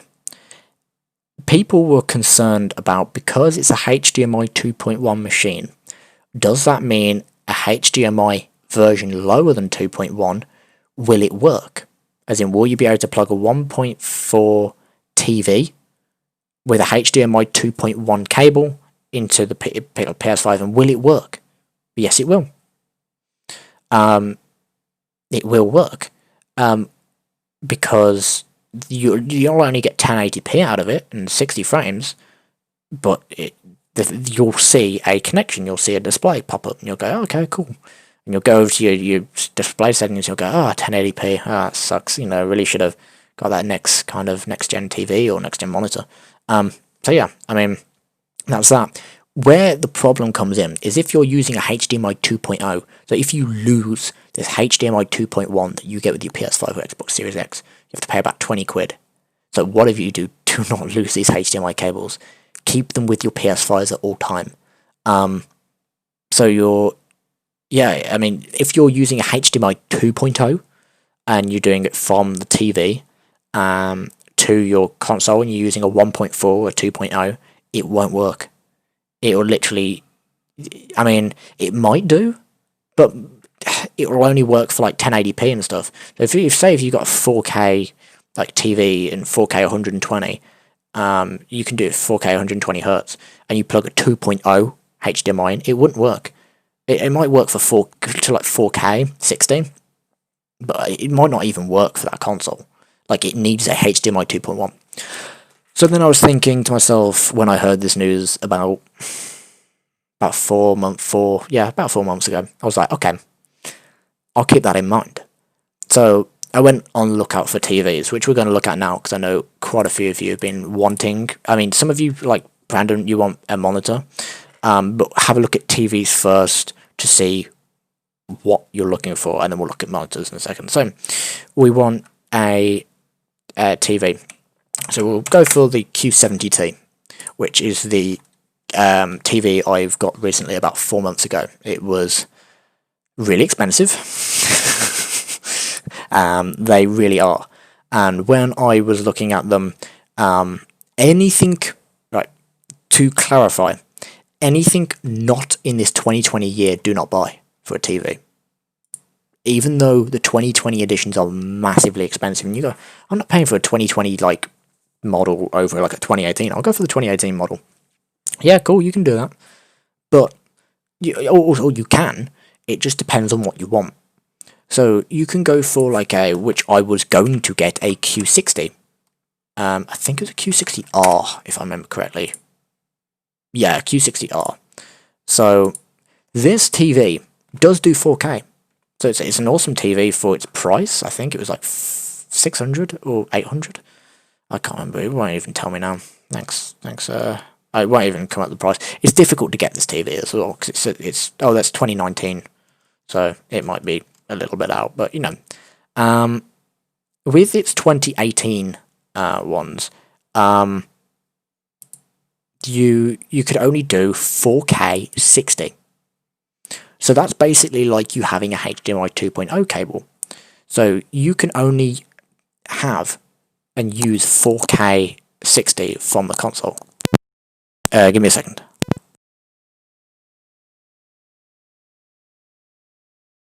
Okay. With the with the TV, you can only use 4K 60. Which is it's good, but you're using half of what what you've bought.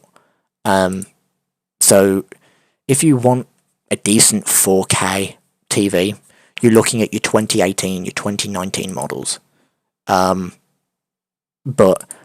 you have to double check the size and everything like that. And if I double check here,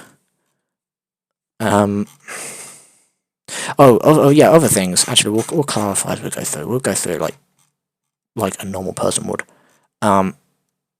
So you're saying of a 100% color volume, which would be your HDR, your 4K processor, awesome, all that stuff. You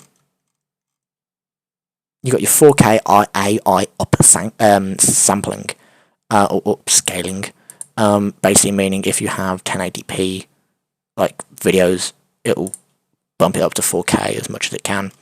Your HDR, which basically means that it will go from darker to better colors. Basically, it's that's got HDR 10 plus, meaning more than 10 million or billion, whatever it is, colors, which is good. You want HDR 10 plus on a TV, especially of that price, or at least HDR 10 for most TVs. QLED, QLED's awesome. It's really good to get as well. Where's the other stuff? Has it not got it on this TV? It's literally it's very difficult. So if we go through the specs, 4K, Quantum HD HDR. You've got HDR 10 plus, awesome. So that's what you want. You want a good color. Audio, yeah. I mean, you want to look at some audio stuff. AI upscaling, FreeSync. FreeSync is what you want. It's very good. So I mean, if you're getting your TV's 4K 60, which I've been able to use at the moment for upstairs for PS4 Pro or for your normal console at 1080p 60, your screen will see it as 60. But when the console goes below that frame and goes to like 40 because it's struggling to load in all those models and the assets and textures, it will screen tear. So you'll see it like old TVs where you start seeing the frames, or you start seeing just stuff on your screen just not working properly because your TV is saying I can only support and only see 60 frames per second, and your console's going, oh, yeah, but I can only output 40 at the moment, and so it starts leaving in blanks and it starts looking choppy. So FreeSync allows the console to go, look, I can only run at 40 right now, and the TV go, okay, yeah, I'll run at 40 with you instead of running at 60. So instead of seeing that choppiness, it runs at 40 frames with it, and when it goes back up, the console goes back up to 60, it goes back to 60 with it. If the console drops down to like 20, TV will drop down 20 with it, so you will never ever see I mean, you'll notice a difference in frames, but you won't have screen tearing, you won't have it like just looking really distorted and horrible. You'll notice a difference in frames, you'll notice it like a little bit like slower, but no, not much in it. So I mean, for where to buy, and if you're looking at TVs like this, Samsung, LG, and what was it? Samsung, LG, and there's another Sony. Sony TVs are also pretty good. So this is if you want 4K 60, but you should never ever. Or you should look maybe once on the kind of the Samsung website like I'm doing here, but you want to go over to, I believe it's ratings.com. Oh, why is that not able to be working either? Okay, well, if we go like a Q70T review, and you should see Tech Radar ratings. There, that's the one. Artings. So basically, this is an amazing website to go through to have a look at your specs. Some monitors are on this, but it really depends. A lot of TVs, these are more specifying in TVs, and they do a lot of really good TV tests, and they do your style, your stand of how it's put together, your thickness, your quality build, your contrast, which is your black and your white, your local dimming, which is whether you see edges around your mouse when you go on your monitors, whether you can see it, and kind of it's like motion blur. Your HDR and your standard resolution, peak brightness, so how bright can that backlight get, and stuff like that. So these are all technical stuff that, as long as you're looking at green stuff from them, it's good technically. Good things of here is it says it supports 4K. So you know this TV supports 4K because it will say it displays native 4K. Native, it has to be native 4K. If it's not native, it means it's upscaled, which is not good. It basically means it can only read a 1080p signal, a 1080p input, but it'll upscale it and make it look a little bit better to 4K, which is not what you want. You want true 4K. Your response time. Your response time is also something else, more on monitors than it is on TVs, because TVs, they'll always have a less response time than monitors. That's why professional people have monitors, is because they usually range from 1 to 5 milliseconds per milliseconds, basically, that is how long it takes from the console to reach that monitor to reach your eyes. So if you see 1 millisecond, like all of these monitors that I've got here are all 1 millisecond, because I like to do gaming on them, even though they're 1080p 60, and yeah, I needed to get new monitors, but so I can see 1 millisecond, meaning I can see quicker than people can see on a TV. A TV normally has 5 milliseconds, the normal 1080p ones. As you're starting to get up to 4K, you're starting to get that 7 milliseconds, 15 milliseconds, and so it starts to increase. So you could say, yeah, well, I mean, gaming on TVs is considerably worse. It's 10 milliseconds more than it was before. Well, technically, right, and technically, yeah, no. This is without game mode. So a lot of TVs now, like this, like Samsung, like Sony, they have game mode, which basically they do it at 4K and whatever you're running at or whatever, and it will reduce the response time by cutting out certain stuff to reduce it going from 15 to back to 7 of what would be good for gaming. So like how you have a game mode on PC, we put in Game Motion Plus enabled, and so yeah, so you can see 120 or stuff like that. So a lot of stuff like this. So for this, you're looking at your FreeSync, yes. So a lot of these websites have a tons better, more specs, and it shows you actually what is what than Samsung do and Sony. Sony are rubbish, and Samsung's website, they're horrible. Even though they're selling you the product, they're not even telling you the right specs. These people actually buy or are given the TVs from these people, or buy them, depending on, and they test it for you guys, and they put it into these reviews, and these are very, very trusty people. That's what they do for a living. And so you can take their word for this. Its native refresh rate for mine is 120 Hz, meaning I can see 120 frames per second. And this is where it gets extremely confusing. It's got FreeSync and whatever, it's got 4K. G-Sync is basically like FreeSync. FreeSync is AMD's, that's created by AMD, which is a manufactured for kind of computers. And then you have G-Sync, which is your NVIDIA, which is your graphics cards compatibility, and that usually you need monitors for, and they cost like £1,000 for G-Sync. It's FreeSync's good.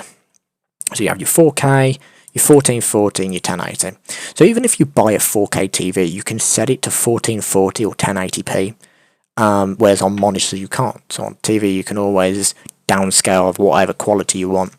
So for me, these are input lags and scale resolutions. No, this is not what I wanted. But yeah, you can still see here.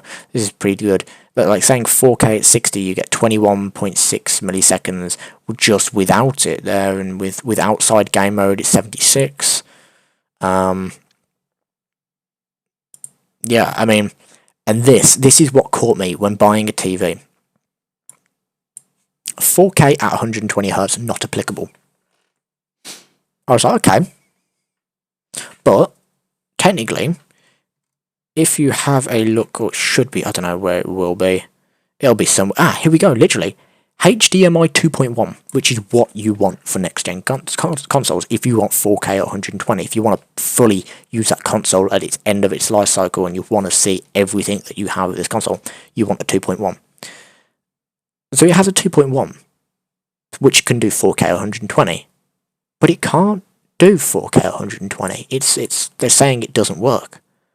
And it's like, okay, why is that? And even though it supports HDR10, if it supports HDR10 plus, it'll support HDR10.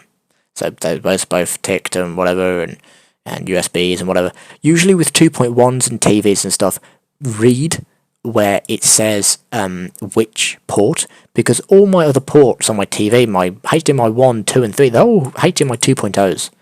So yeah, they can reach 4K 60, awesome. But there's only one HDMI on my TV that supports 4K 120. So you have to really look out for that and make sure you're plugging it into the right HDMI when you put it into the TV or monitor or whatever. You have to look for which one it is. Usually it might say on the back of the TV, the kind of HDMI ports, it will say, 4K 120 or whatever, or if you're getting 4K 120 TV. But what it was for me, do they not state it here? Or did I go past it? Did I go past it? Yeah, I did. It was here. Yeah, 4K 120. So I was like, okay, that's confusing. Why didn't it do 4K 120? So I was just like, okay, well, I'm still buying this TV. I'm still buying it for its 4K 60. So I can still play, because all the games at the moment are 4K 60 or 4K 30 with ray tracing. So I was like, okay, I'll still use 4K 60, and when I want to use 120 Hz mode, I'll put it into 1440 or 1080p. Now with Xbox, I know it has 1440p mode. PlayStation have not confirmed that they've got this resolution that you can select on a PlayStation. So you might have to just select 1080p if you're going for a HDMI 2.1 or a 2.0 TV of 120 Hz. So I was like, okay, I don't mind playing Dirt 5 at 1080p, but that kind of sucks. I'm buying a TV that's 2.1 and that's £1,000 that should do 4K 120. But technically, no. I mean, TVs with 2.1 capability, like Sony's, are £2,000. I mean, seriously, who's got £2,000? Like, sitting around, like, yeah, I can buy a TV with that. It's difficult to buy. So I read that, and I only realised this about 2 days ago. So I've bought a TV for 4 months that I never knew could do 4K 120. Because here it says not applicable. And even though Samsung and whatever say 4K at 120, like I said, that it's for marketing. They can say 4K 120. Doesn't mean it's going to do 4K at 120. But I was like, okay, well, it doesn't do it. I'll just stick with what I said, 4K 60. And then I read here, I read something really, really, really interesting. Now, we're at this time of all these TVs, which will be updated in the future. So past PS5, past Xbox Series X, these will or should be updated. Because I'll read out this. While this TV is supposed to support 4K up to 120, we weren't able to display a signal higher than 4K 60, even with the same computer and settings that we used to test the Q90R, which is Samsung's other TV, which worked perfectly fine. We expect that it requires a HDMI 2.1 source, and since none are available at this time, we retest it when we can provide an update. So that what this basically means is when I plugged my my computer upstairs into the TV and was like, yeah, let's see if it can do 4K 120, which my graphics card wouldn't be able to do, but let's see if it can output. It couldn't, and I was like, okay, it can do 4K at 60, and it can do, 120 frames per second at like 1080 or 1440p or whatever. So okay, yeah, cool. And I was confused. I was like, okay, I couldn't afford another £1,000 TV, like, £1,000 on top of this TV. You just can't. So I only just found this out, and it's because there was no consoles. There was no graphics card that supported HDMI 2.1. So basically, you got a TV. So I got a TV that was HDMI 2.1 that you had to have a source. So you had to have an Xbox Series X or PS5 because they support 2.1. And this 2.1 is extremely new. Like literally 2 months ago, this has come in. Like your RTX graphics cards are your first 2.1 source for full true 4K. And so I realised, I was like, oh wow, so my TV does do 4K 120. Like, I wasn't wrong. What I was researched into, I was correct. It was just with these people, they should have said it, and like they said down here, we didn't have 2.1 HDMI source, because I only just found this out once. With this Q90R, why it worked was because it was upscaling. So even though it can do HDMI 2.1, what they haven't realised is the TV itself can do some work. As in, it's got a processor in it. Even though, what you're getting is you're getting 4K 60 frames per second sent through this HDMI because it's got 2.0. That's all it can do, is 4K 60. The TV picks that up and it goes, okay, well, I got a processor. I'll put it through my little processing unit and I'll double these frames. So it gets from 60 and it turns into 120. So on their TV, it shows up saying 120. That's why on that Q90R, if you watch TVs, like TV programs, or movies that they record at 24 frames per second, you will see 48 frames per second. So you'll see it as close to, nearly, as playing a game. That's why some TVs, you play movies on them and they look so smooth. And you're like, wow, why isn't this this smooth at a cinema? And that's because it upscales it. It's like upscaling a resolution quality from 1080p to 4K. It's doing from 60 to 120. So that's why they didn't realise that.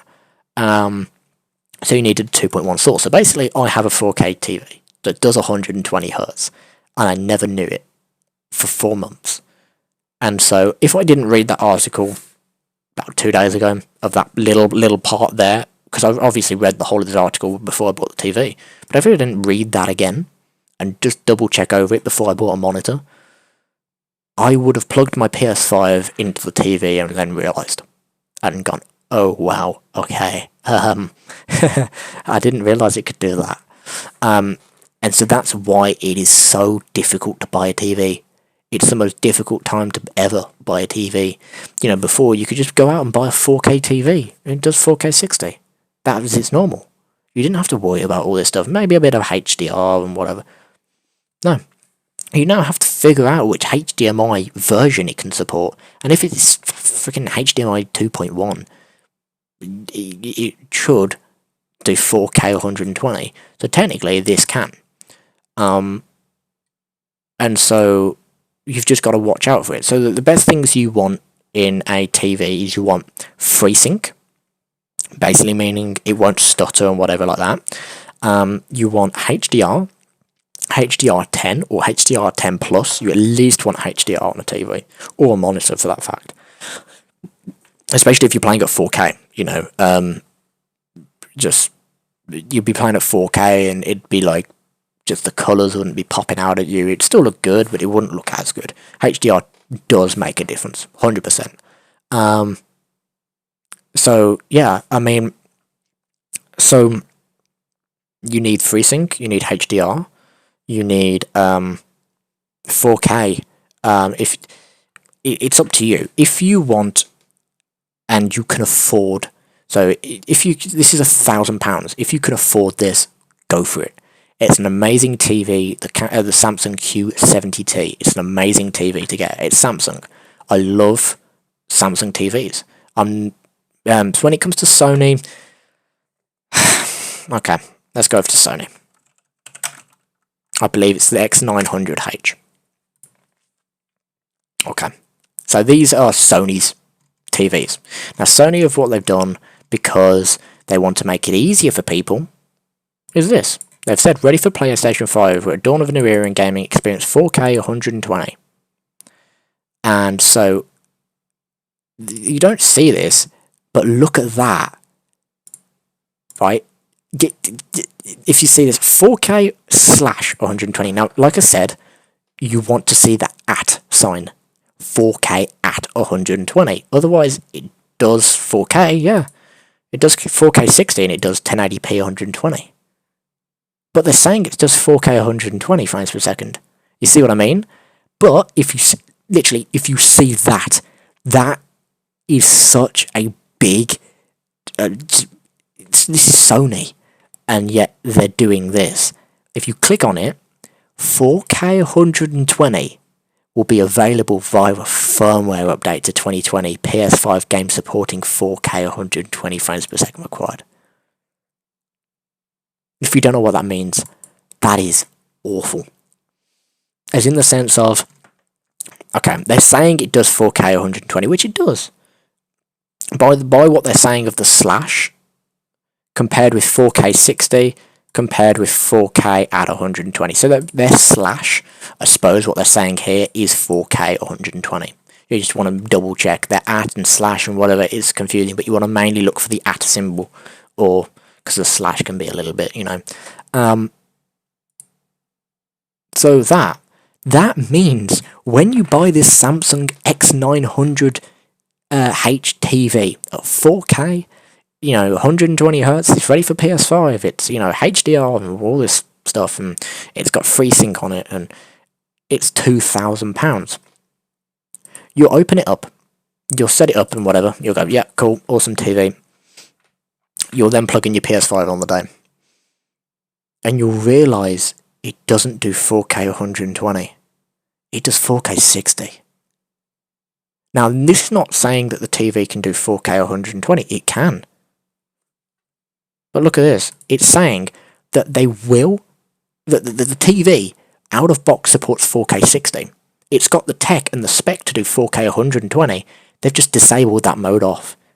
They've only allowed you to watch and to play at 4K 60 up until a firmware update. And they're saying this firmware update will be out by Christmas. So basically, you plug in your PlayStation on the 19th. You can only play 4K 60. You'd have to play it for a month up until they release a patch, an update on a TV to allow you to do 4K 120. I mean, that's incredible. And they've put that in the most smallest terms, so you could buy that, which people have. They've bought a TV and they've gone, so for the first month of the console, I cannot play 120 frames per second games. Or they might be able to, but at a lower res, they cannot play 4K 120. That is really bad. So that is one reason I didn't go for Sony. It was because I knew they'd pull something like this, and also I don't like Sony TVs. I don't mind them, but £2,000, right, for this TV, or something like that, it's something stupid, right? Oh, okay, well, it's come down a lot in price. That's still $1,000. That used to be expensive, so that's come down in price a lot. So you can still get that if you want to. It's still an amazing TV, and when it has its update later this year, Christmas, December, it'll be an amazing TV. It'll be incredible. But what you've also got to look out for as well is, especially in Samsungs, I know with Samsung, is they will say, yeah, it does 4K and whatever, and yeah, and you know, like my TV, it said 4K HDR, you know, TVs, and hang on, they've actually got rid of it. Okay, so they used to have a 44 and a 47-inch models before this of a size. They then stated in the small print, 4K 120 is not supported on those models. So you could accidentally buy you're saying 4K 120 frames per second, you're going, yeah, cool. You buy a 43 or 47 inch and you go, I didn't realize the small terms and conditions of it being not 4K 120. I've only got a 4K 60 TV that can only do 1080p 60 as well. It doesn't even have that 120 frame rate at all. So because it's too small of a TV, it can't pack that technology in a small TV. Not yet, anyway. So that's what they said. The 55-inch and above, it supports those features. It supports 4K 120. But you really, seriously, if you're looking for a TV, you're looking for a monitor, however quick you want to get it because you want it for PS5, trust me, don't rush. Because, seriously, £1,000 rushing and you picking a 47-inch, and then you finding out it does 4K 60 and not what it said because you rushed into purchasing a TV. Trust me, it's not the right thing to do. It's the worst thing you can do. You need at least 2 to 3 months looking at TVs and monitors. Obviously, I'll be giving some of my really good 4K TVs and whatever in a second, but yeah. But this, so you've got your Samsung, which is your 4K 120. So this will be fine for PS5, for your Xbox Series X, and that's £1,000. That's Samsung's, which is a good TV. So one TV. Your next one is your Samsung X900H.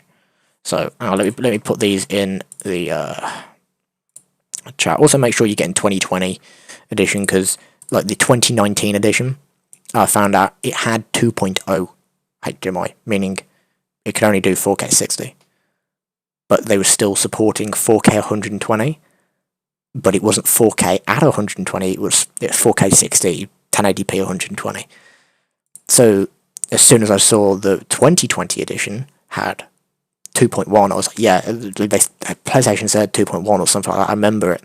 I'll go for this one, which was good, because, you know, now now I get to experience a 4K 120.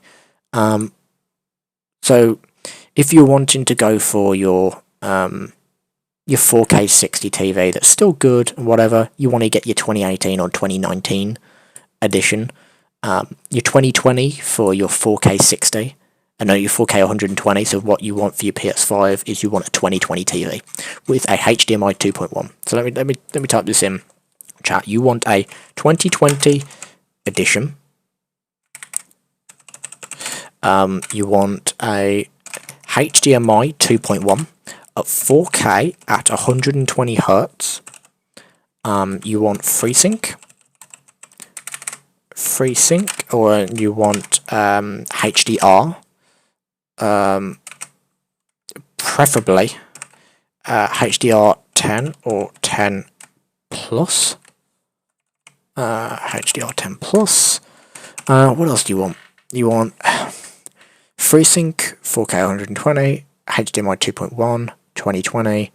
I wouldn't for TVs. I wouldn't look at your refresh rate, your response time. I wouldn't look at it. It's not a biggie on a TV. You don't, play competitive games on a TV. You use a TV for looking at amazing quality graphics and your frame rate. Even frame rate is pretty much boosts the stuff. Like Sony's does a Dolby Vision, which is good.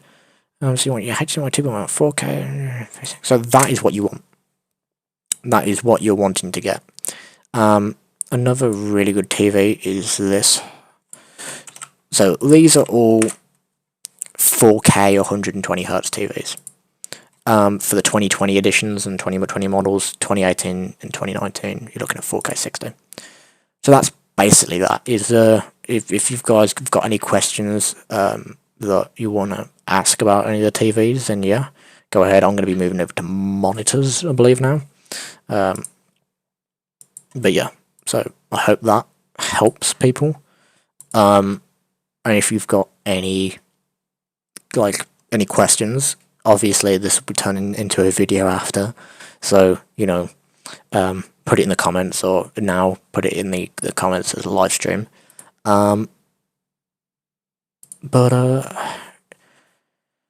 Yeah. So your 2019. So I believe that's it for your monitors. Let me just grab a drink.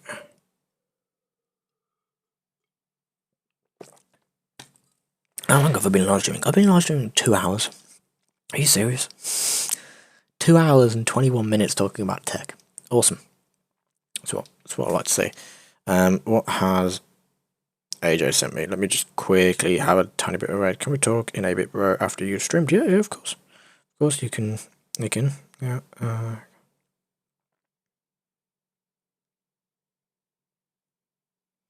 December 19th, I'm telling you, I'm not even telling you that PS5. Yeah, of course. Okay, cool. Right, so monitors. Right, so for monitors, I mean, if I go to if I make sure I go up here, just in case, because I'm going on my Amazon. What is my orders? Because obviously I've ordered one that I believe is the best 4K TV. 4K monitor, sorry, not 4K TV. Is this Samsung, yet again. Can you notice the trend? So this, even though, I mean, it's $289, that's awesome price for a monitor. So this does, it's a 28-inch, but monitors go from 27 to 32-inch preferably. Your 4K Ultra HD, awesome. So you're looking at 4K. Your HDR10, awesome. Your FreeSync, awesome. Display in HDMI, awesome. However, you could have gone for flat, but the flat is like £200, and yesterday was not on Prime. It wasn't even in stock. So I went for the bezeled one, which still looks awesome. Also, I believe it might have a little bit more stuff on it. I think it's like, I don't know. I can't remember what the difference is on those. Might be a little bit of a difference, but you can usually look at the item like that through Amazon's very, very bad specs. They don't put the best stuff in their spec stuff. You might have to look at like I said about ratings, but they don't really do monitors that much. So like this is what you're looking at is 4K Ultra HD. Yeah, awesome, cool. Yeah, HDMI, LED. Yeah, that's the aspect ratio. It's normal. 4K milliseconds. 4K milliseconds. 4 milliseconds is a response time. That's not bad. I mean, as a 4K TV, that's good. I mean, it's a 4K monitor. Sorry, I keep saying TV. I mean, it looks pretty good, and for 4 milliseconds, usually you get 1, and 1 is what you really, really want. If it's got 1 millisecond, awesome. But it's like, what do you want? Do you want to miss out on FreeSync and HDR10 plus features for seriously like 3 extra milliseconds? You might not even notice it. Like going to it, like from a monitor to a TV, you don't notice it. At first you might do, but you get used to it. It's like nothing. So 4 milliseconds is not bad. 60 hertz. So my monitor can only do 60 frames. And that's because I'm not paying £1,000 for an Alienware or a Acer Predator 4K 120 frames. Like, you might as well at that point buy a TV. Literally, because you buy my TV, it's £1,000. The Predator is about the same price, and the Predator's 32-inch.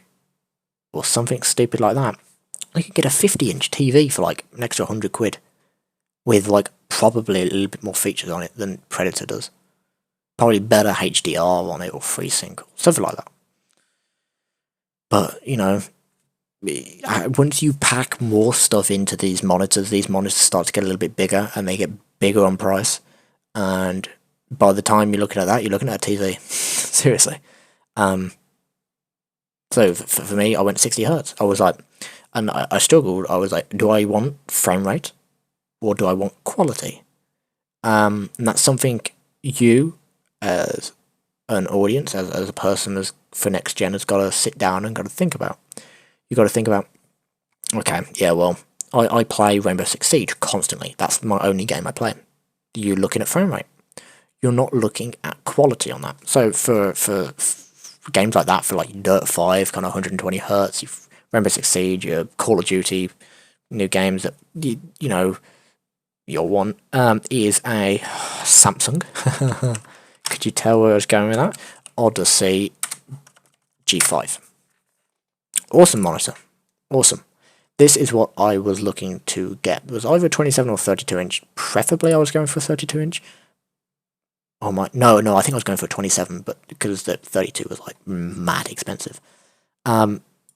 Really, really good monitor. Now, the only problem with this, can I find it on Amazon instead? Amazon G5, there we go, found it. Here we go, this is what you're looking for. So I looked at this, I was like, yeah, I mean, this is a really, really, really good monitor for 1440. 1440? Yeah, for like 120 hertz. So this goes 144 hertz. Because you don't have a lot of 120 hertz monitors. It usually goes 60. Then I think it goes 100. Some 120. Usually 144. Or you might have your 75 hertz people. Yeah. So basically, your TV and your monitor, sorry, will be asking 144 frames, and your console can only spit out 120. You start to get those, like what I was saying, of those like imperfections on the screen of it screen tearing. You need FreeSync Premium, or it's basically FreeSync but a little bit better. That's it. So you need FreeSync on stuff like that. So that's why I went for this. 1 millisecond for games like that. For 120 frames per second gameplay, like Rainbow Six Siege, you are fighting people. Call of Duty, you're fighting people. Dirt, racing people, I suppose it's not really going to give you much an advantage, but you know, you want 1 millisecond, meaning from the console to the screen, it's 1 millisecond, and so you can see it. So you see it faster than people do on a TV, and like my monitor will be 4 milliseconds. So you'll have 120 hertz. 120 frames per second gameplay, 1 millisecond, you'll be instant. 1440p, which I'll discuss in a second about that. QHD, FreeSync, yeah, HDR10, so awesome. It's got not just HDR10, it's not HDR, it's got HDR10, and you cannot, and I've looked, unless you're paying £1,000, you cannot find HDR10 plus. You only find those on TVs. So you're looking for, that is the highest HDR rating you can get on a monitor. HDMI and DisplayPort, cool. You only got one. Well, you got some HDMIs in there. I think you got two. One of them, if I'm correct in saying, did 4K 60. Oh no, it did I think 60 hertz mode, and the other one did 144 hertz, and then your DisplayPort did something else. You've got to really look into. Like, usually best to download, if you're looking at a screen, like a monitor or TV, best to download the user manual, or just anything that comes with it, because you'll be able to tell of, it will specify, or should specify, HDMI and DisplayPort, whatever. So, what I wanted to come back to was 1440p. So that means 2K, technically. So it's your better than your normal TV, your 1080p. Awesome. It's not 4K. But seriously, it's like you're in between 1080p and 4K. So you've still got an upgrade in resolution, which is good. But that's for Xbox. Because Xbox, I 100% know, do 1440p as a resolution. PlayStation might not. So you might have to put it down to 1080p, 120Hz, 1 millisecond.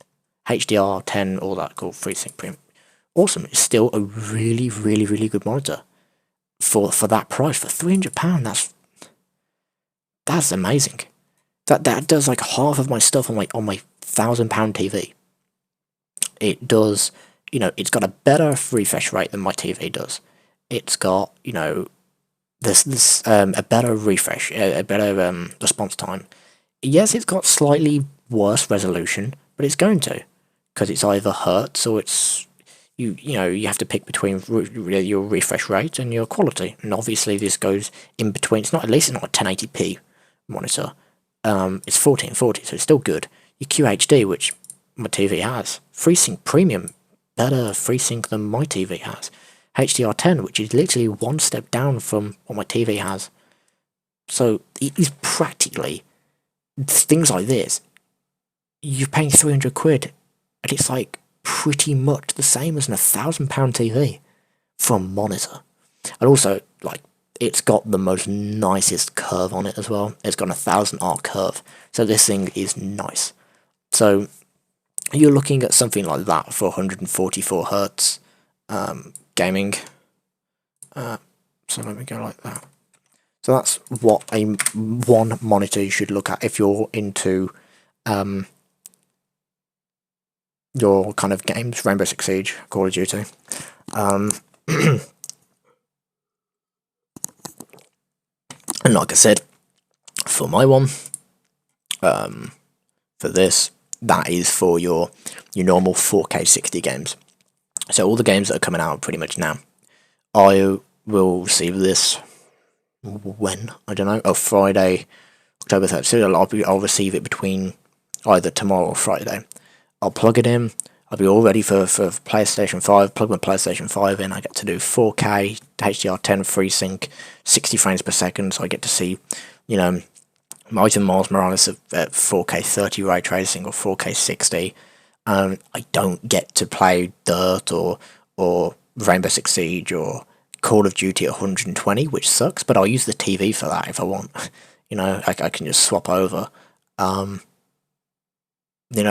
Or I just use my TV, but it's because mainly me and Megan, we play side by side, and so one of us is on the monitor, one of us is on the TV. What about the one I linked you? Have you done it through Discord or something? Or oh no, have you done it through Snapchat? I'm confused. Where have you linked? Sorry.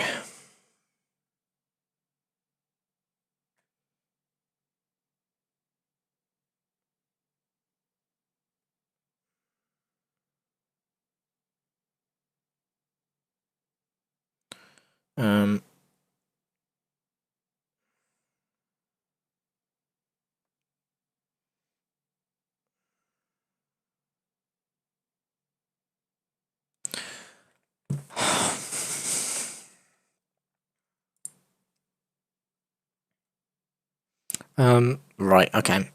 What about the one? Let me, okay, 2 seconds. Yeah, that's fine. If you put it in this thing, I'll be able to receive it quicker. I don't have Discord at the moment because I've forgotten my login details. I can't be bothered to find it. Or work it out. Yeah, if you kind of put monitors in that you're like, yeah, this is a monitor I'm looking at. Yeah, I'll have a very, very quick look. Because I do have to get off soon. Because I've been live streaming for like 2.5 hours. And also it's getting late. So yeah. Because yeah, I mean, I haven't live streamed in ages, and to do a 2.5 live stream off the bat is like killing me. But it's all good. The only problem is I'm going to have no voice by tomorrow, so that's all good. If the monitor comes, I can get to playing, just quietly by myself.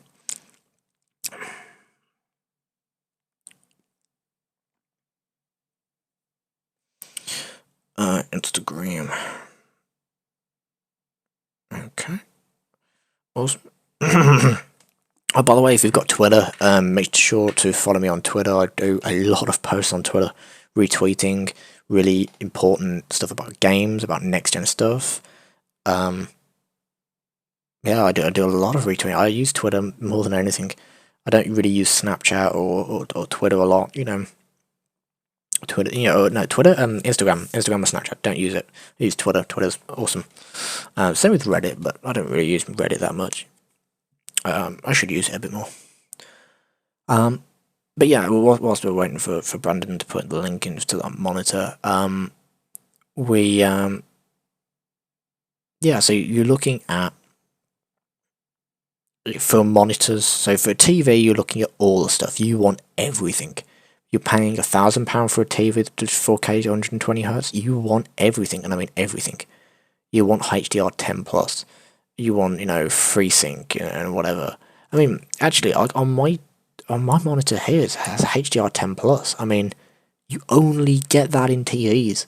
Like, that's the only monitor I've seen with HDR10+. And I was like, okay, this is really, really interesting. So this literally is the best 4K monitor to get. Not for the milliseconds of response time, but that doesn't really matter. It's like, okay, do I have HDR10+, or do I have, which is a lot better than HDR10, or do I have a 1 millisecond one and it jump up the price by like another £50 to £100 just for getting a 1 millisecond one?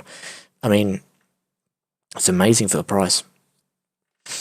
Which a lot of stuff of your TV and your monitors, trust me, they will go up in price. Hi chat. Yeah.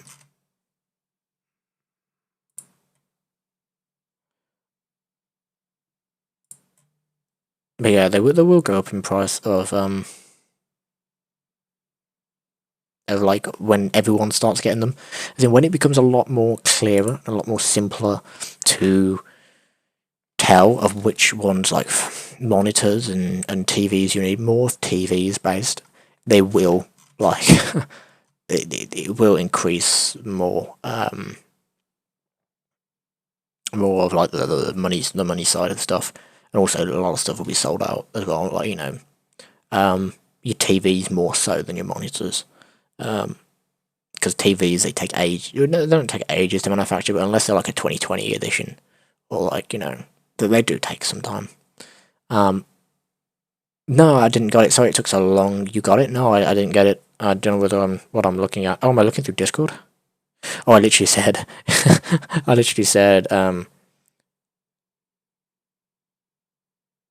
don't send it me through Discord. Send it me through YouTube. Don't worry, I'll copy it over. I just got to try and figure out where my YouTube is.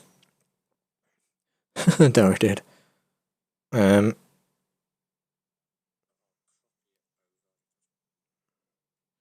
I posted it on YouTube. Okay. Don't worry, I didn't get it. I wonder whether I'll get it now. And it didn't post. Okay. Never mind, it went out of stock. It's still on. It's still on Amazon if you want it, dude. Maybe not for that exact price, but it's definitely on Amazon. This was the second monitor I was going to buy. This is what was up against. I was either BenQ or Samsung, and I was like, well, it's all good and whatever. It might not have HDR. I don't know. I gotta look into it a tiny bit more. But so obviously you're wanting to go for quality more than frame rate. So 4K Ultra HD, awesome. HDMI DisplayPort, awesome. 60 Hz, good. 1 millisecond response time, good. AMD FreeSync, good. So I think the only thing we need to look for now is your HDR, and whether it has HDR. Which I believe it should do. Let's have a look for the, okay, let me have a look on Amazon for it. Your BenQ. I should be able to just scroll through and find it. There we go, 259. Now we go, really quick and easy to find. So 28 Ultra HD. I'm presuming you're going for the 28-inch one. Yeah, you were. 4K 1 millisecond HD. Oh, so it does have HDR, but standard HDR, which I did think it did have HDR. I remember looking at it. FreeSync, cool. HDMI display port, speaker, cool. Yeah, and then compared to what it's saying there, so it's 4K, Ultra HD, awesome. It's got HDMI display port, cool. Yeah, 60 Hz, which should do 4K 60. Your 1 millisecond response time. Then you're going over to your HDR, which is standard HDR. It's got HDR, so that's good. You know, I mean, maybe not HDR 10 and 10 plus, which 10 plus is difficult to get. Maybe not your HDR 10 then, but it's still got HDR, which is good. And your FreeSync. I mean, I think that's seriously like everything you want to look for in a monitor. So yeah, this was, I believe, my second thing I was going to buy anyway. So like my second choice. So yeah, I mean, yeah, actually, I remember that picture actually. Where's the one? Oh no, I was looking at another one. I was looking at that curved, that one, which was a stupid amount of money. But yeah, that still works. That's good. Yeah. Usually dispatched within 2 to 5 weeks. Yeah, I didn't want to wait because obviously I've already got a PS5 and I'm not going to wait 5 weeks. So yeah.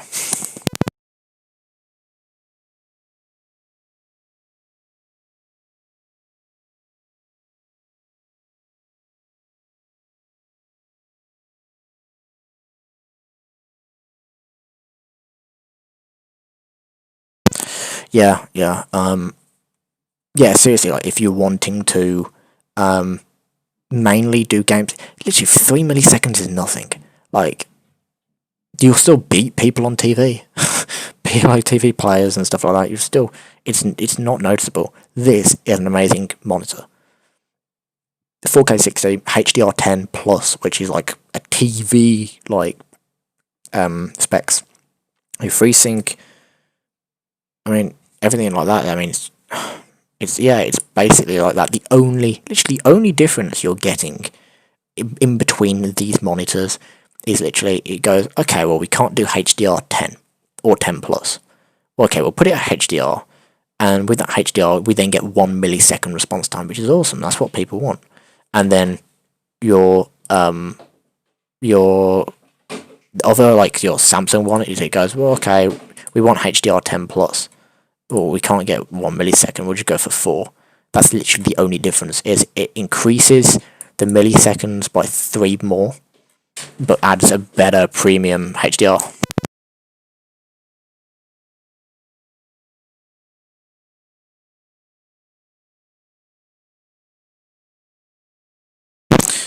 But yeah, I mean, so yeah, I would, if I was you, I'd go for the Samsung. But it's your preference. Do you want better HDR, which I would prefer over response time, you know. Yeah, and Samsung are also awesome. And I think, is it cheaper or is it a little bit more expensive? It's a little bit more expensive, like £30, but you get it like ASAP. You get it really quick because it's Prime and it's available. So yeah, I'd go for that if I was you. I mean, I've bought it, so you'll yeah, it's Charlie verified.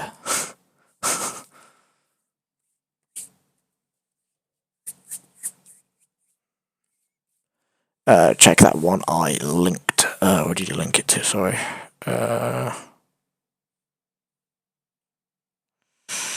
Still writing on that link. If not, if you want to put it through to Discord, and I'll try and get it up on YouTube. Something. That one. Okay. Put it in eBay. I'll put it in Amazon, just because I'm an Amazon person.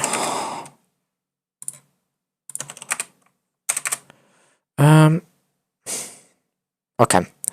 If it's this one, I can already tell what it's going to be. Hang on. Oh no, here it is. It's the same one, but what's the difference? Oh, LU. So it's just basically by the panel. It's LCD LED.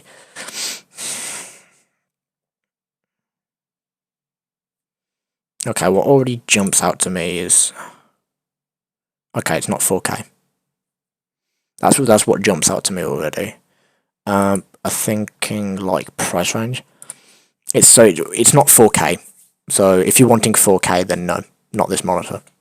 I can tell right by it, refresh rate 144 Hz. So straight away, I mean, if I was you, I'd rather get this of the Samsung Odyssey. Yes, it's like £100 more, but it comes with your FreeSync, your HDR10 at least, your curvedness, your 1440p, which I think that's only at 1080p. If you want the 4K one, go for this link, which is the one I've bought, which is the one as you were going to buy to begin with. So just so you don't get confused. But yeah, the BenQ one was still really good. It was, it's a good monitor. It's just, do you want more HDR and for it to the colours to really pop and look really nice, or do you want that little extra like response time? And because I probably play more single player stuff, I want that HDR stuff. So if I played multiplayer and stuff like that, like really competitively, yeah, 1 millisecond, cool. But it's nothing like that's really, really competitive, and that's like you don't really notice the difference, dude. I need HDR10 like PS5, yeah. Yeah, like even though it's got HDR, you do need HDR10. And this monitor to have HDR10 plus, it's awesome. Thing is though, I'm on a budget. Yeah, I mean these are, trust me, they're the cheapest you're gonna get. They are, whether you go somewhere else for this monitor, like on, I don't know. I think they were selling this. No, it's the Odyssey they were selling as 239. Actually, yeah.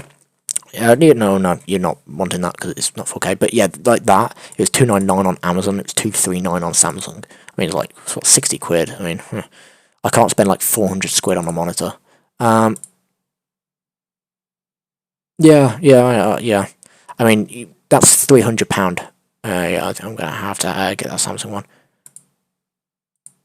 Which Samsung one? This one, the HDR10 Plus.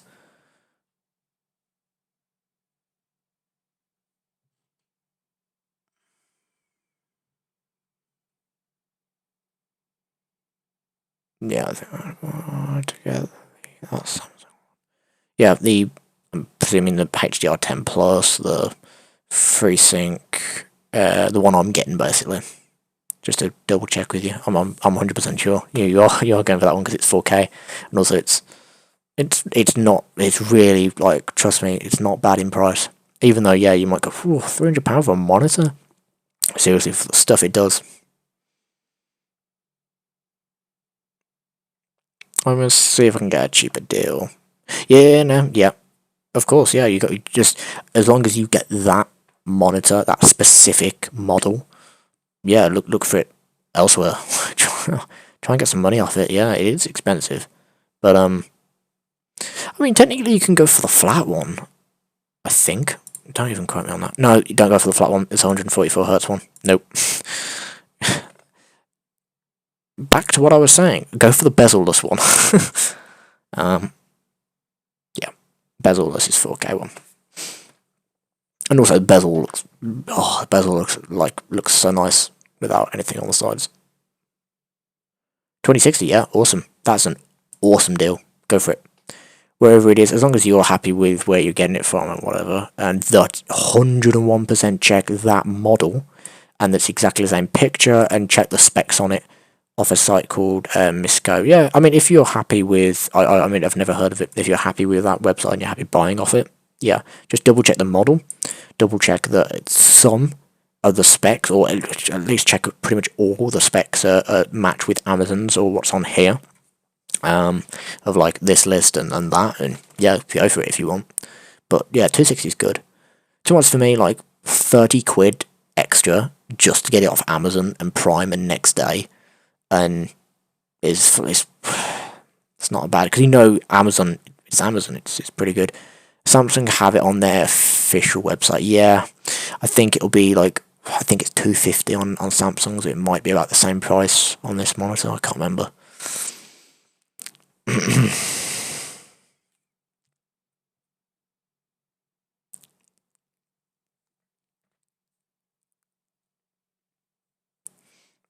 What time is it? Jeez, it's 10:30. Wow, time does go by. Alright, so let me get rid of these. So I've gone through everything on Android today. I've gone through PS5, the Xbox Series X, Xbox Series S, and being more powerful, the PS5 exclusive, the Xbox lack of exclusives, the comparison, the PS5 controller, the Xbox. I didn't go through the Xbox Series X and X controller, but they're literally, it was the thing of me saying they're exactly the same as last gen, apart from a bit of grip. That's the only difference. That's me just going to say that, but I forgot. It's not important anyway. 4K TV and explain HDMI, which I have, and I forgot to add monitors, but you reminded me, Brandon. So yeah, I mean, that's on my list that I need to do, and I don't know where that AJ got. Bro, holy shit, it's so good. You did such a good job, bro. Hey, bro, can you make a 2-minute version for Twitter? Just come out some clips. Other moments, which ones? A 2-minute version for Twitter.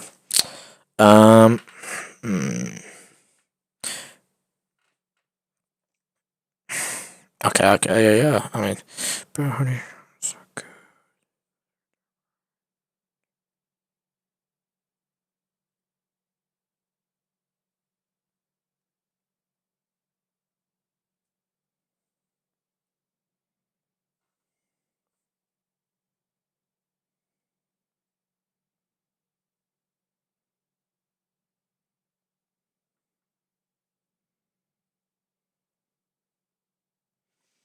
Did I put that on? Did I put that on my Google Drive? I can't remember. So let me have a look if I've got my Google Drive back up. Yeah, I do. There we go. AI color change final.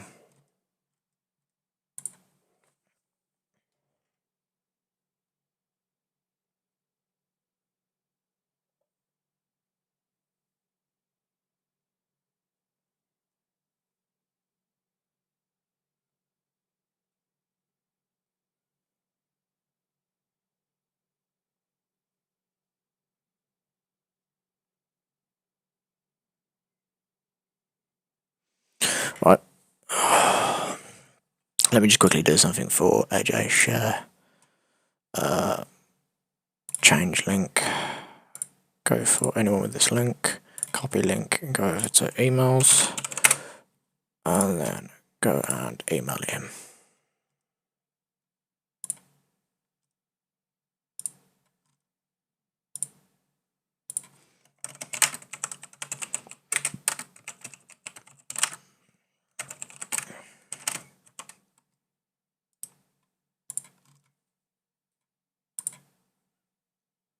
Cool, that's done.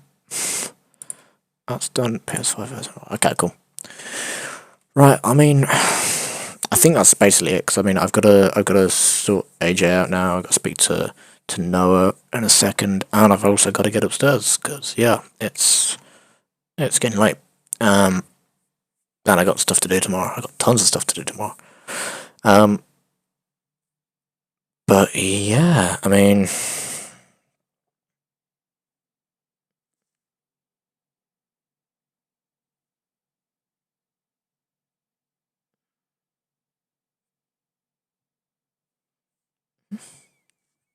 Confused.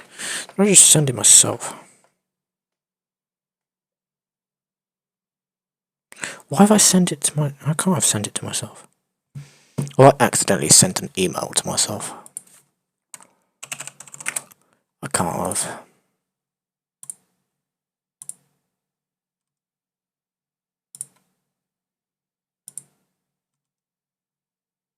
I've sent it to myself.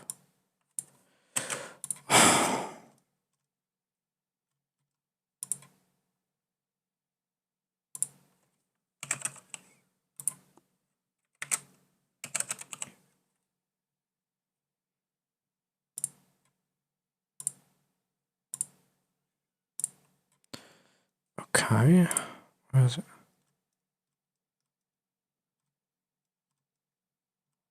Um.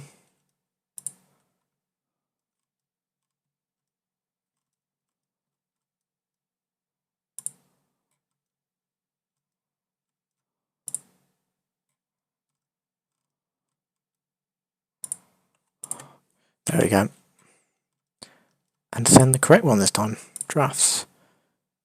Get rid of the draft. Yeah. Dumb. Right, I should have sent through now. Instead of me being stupid and sending it to myself. Available now, bro. Is that good? Need to end the stream. Right, okay. I am gonna get off. I worked it out. Need to work 2 more weeks. I should be able to get that with Samsung monitor. Yeah, that would be yeah, that's it. It's a good monitor. Good monitor to get. If I've got it, I mean, it's Charlie verified basically. You know, awesome monitor. It'll definitely for your new 4K 60 or 4K 30 games. Awesome monitor. It's an awesome time to be into games, into technology, and I can't wait to what next gen has to offer. And it has a lot. Has a lot to offer.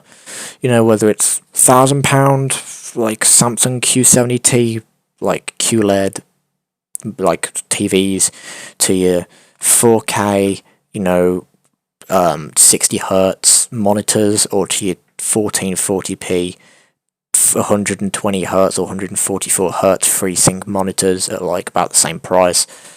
You know, to your Xbox Series X at $450, your PlayStation 5 at $450 or $350 on digital edition, or your Xbox Series S if you have 1440p and don't really care about stuff, just want ray tracing of £350. It's awesome. And then you got your ray tracing, the RTX cards, but you know, that's for another day. It's, you know, RTX cards, they're cool. But yeah, I think that will wrap up the live stream. I mean, it's nearly been 3 hours of talking. I mean, my voice is dead, but you know, it's all good. I mean, I hope you guys have understood.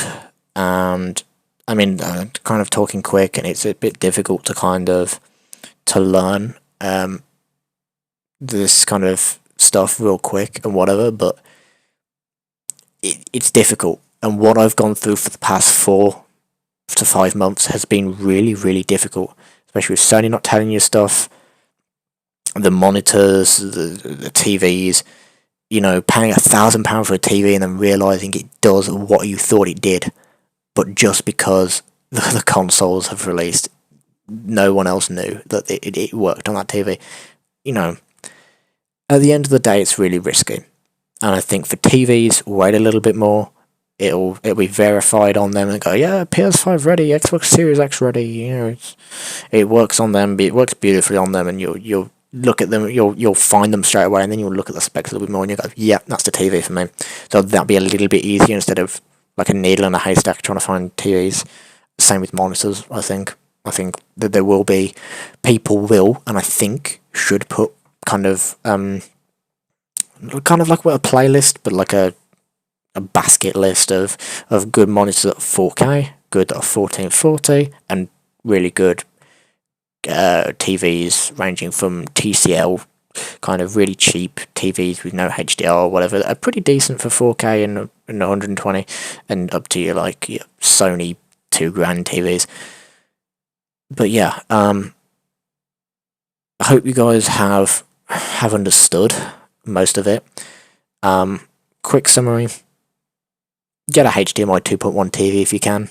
If not, you know, it's not the worry. Just go for your normal TV can handle it, I suppose, of console straight out of the box. Maybe not of what you want at 4K 60 or 4K 120.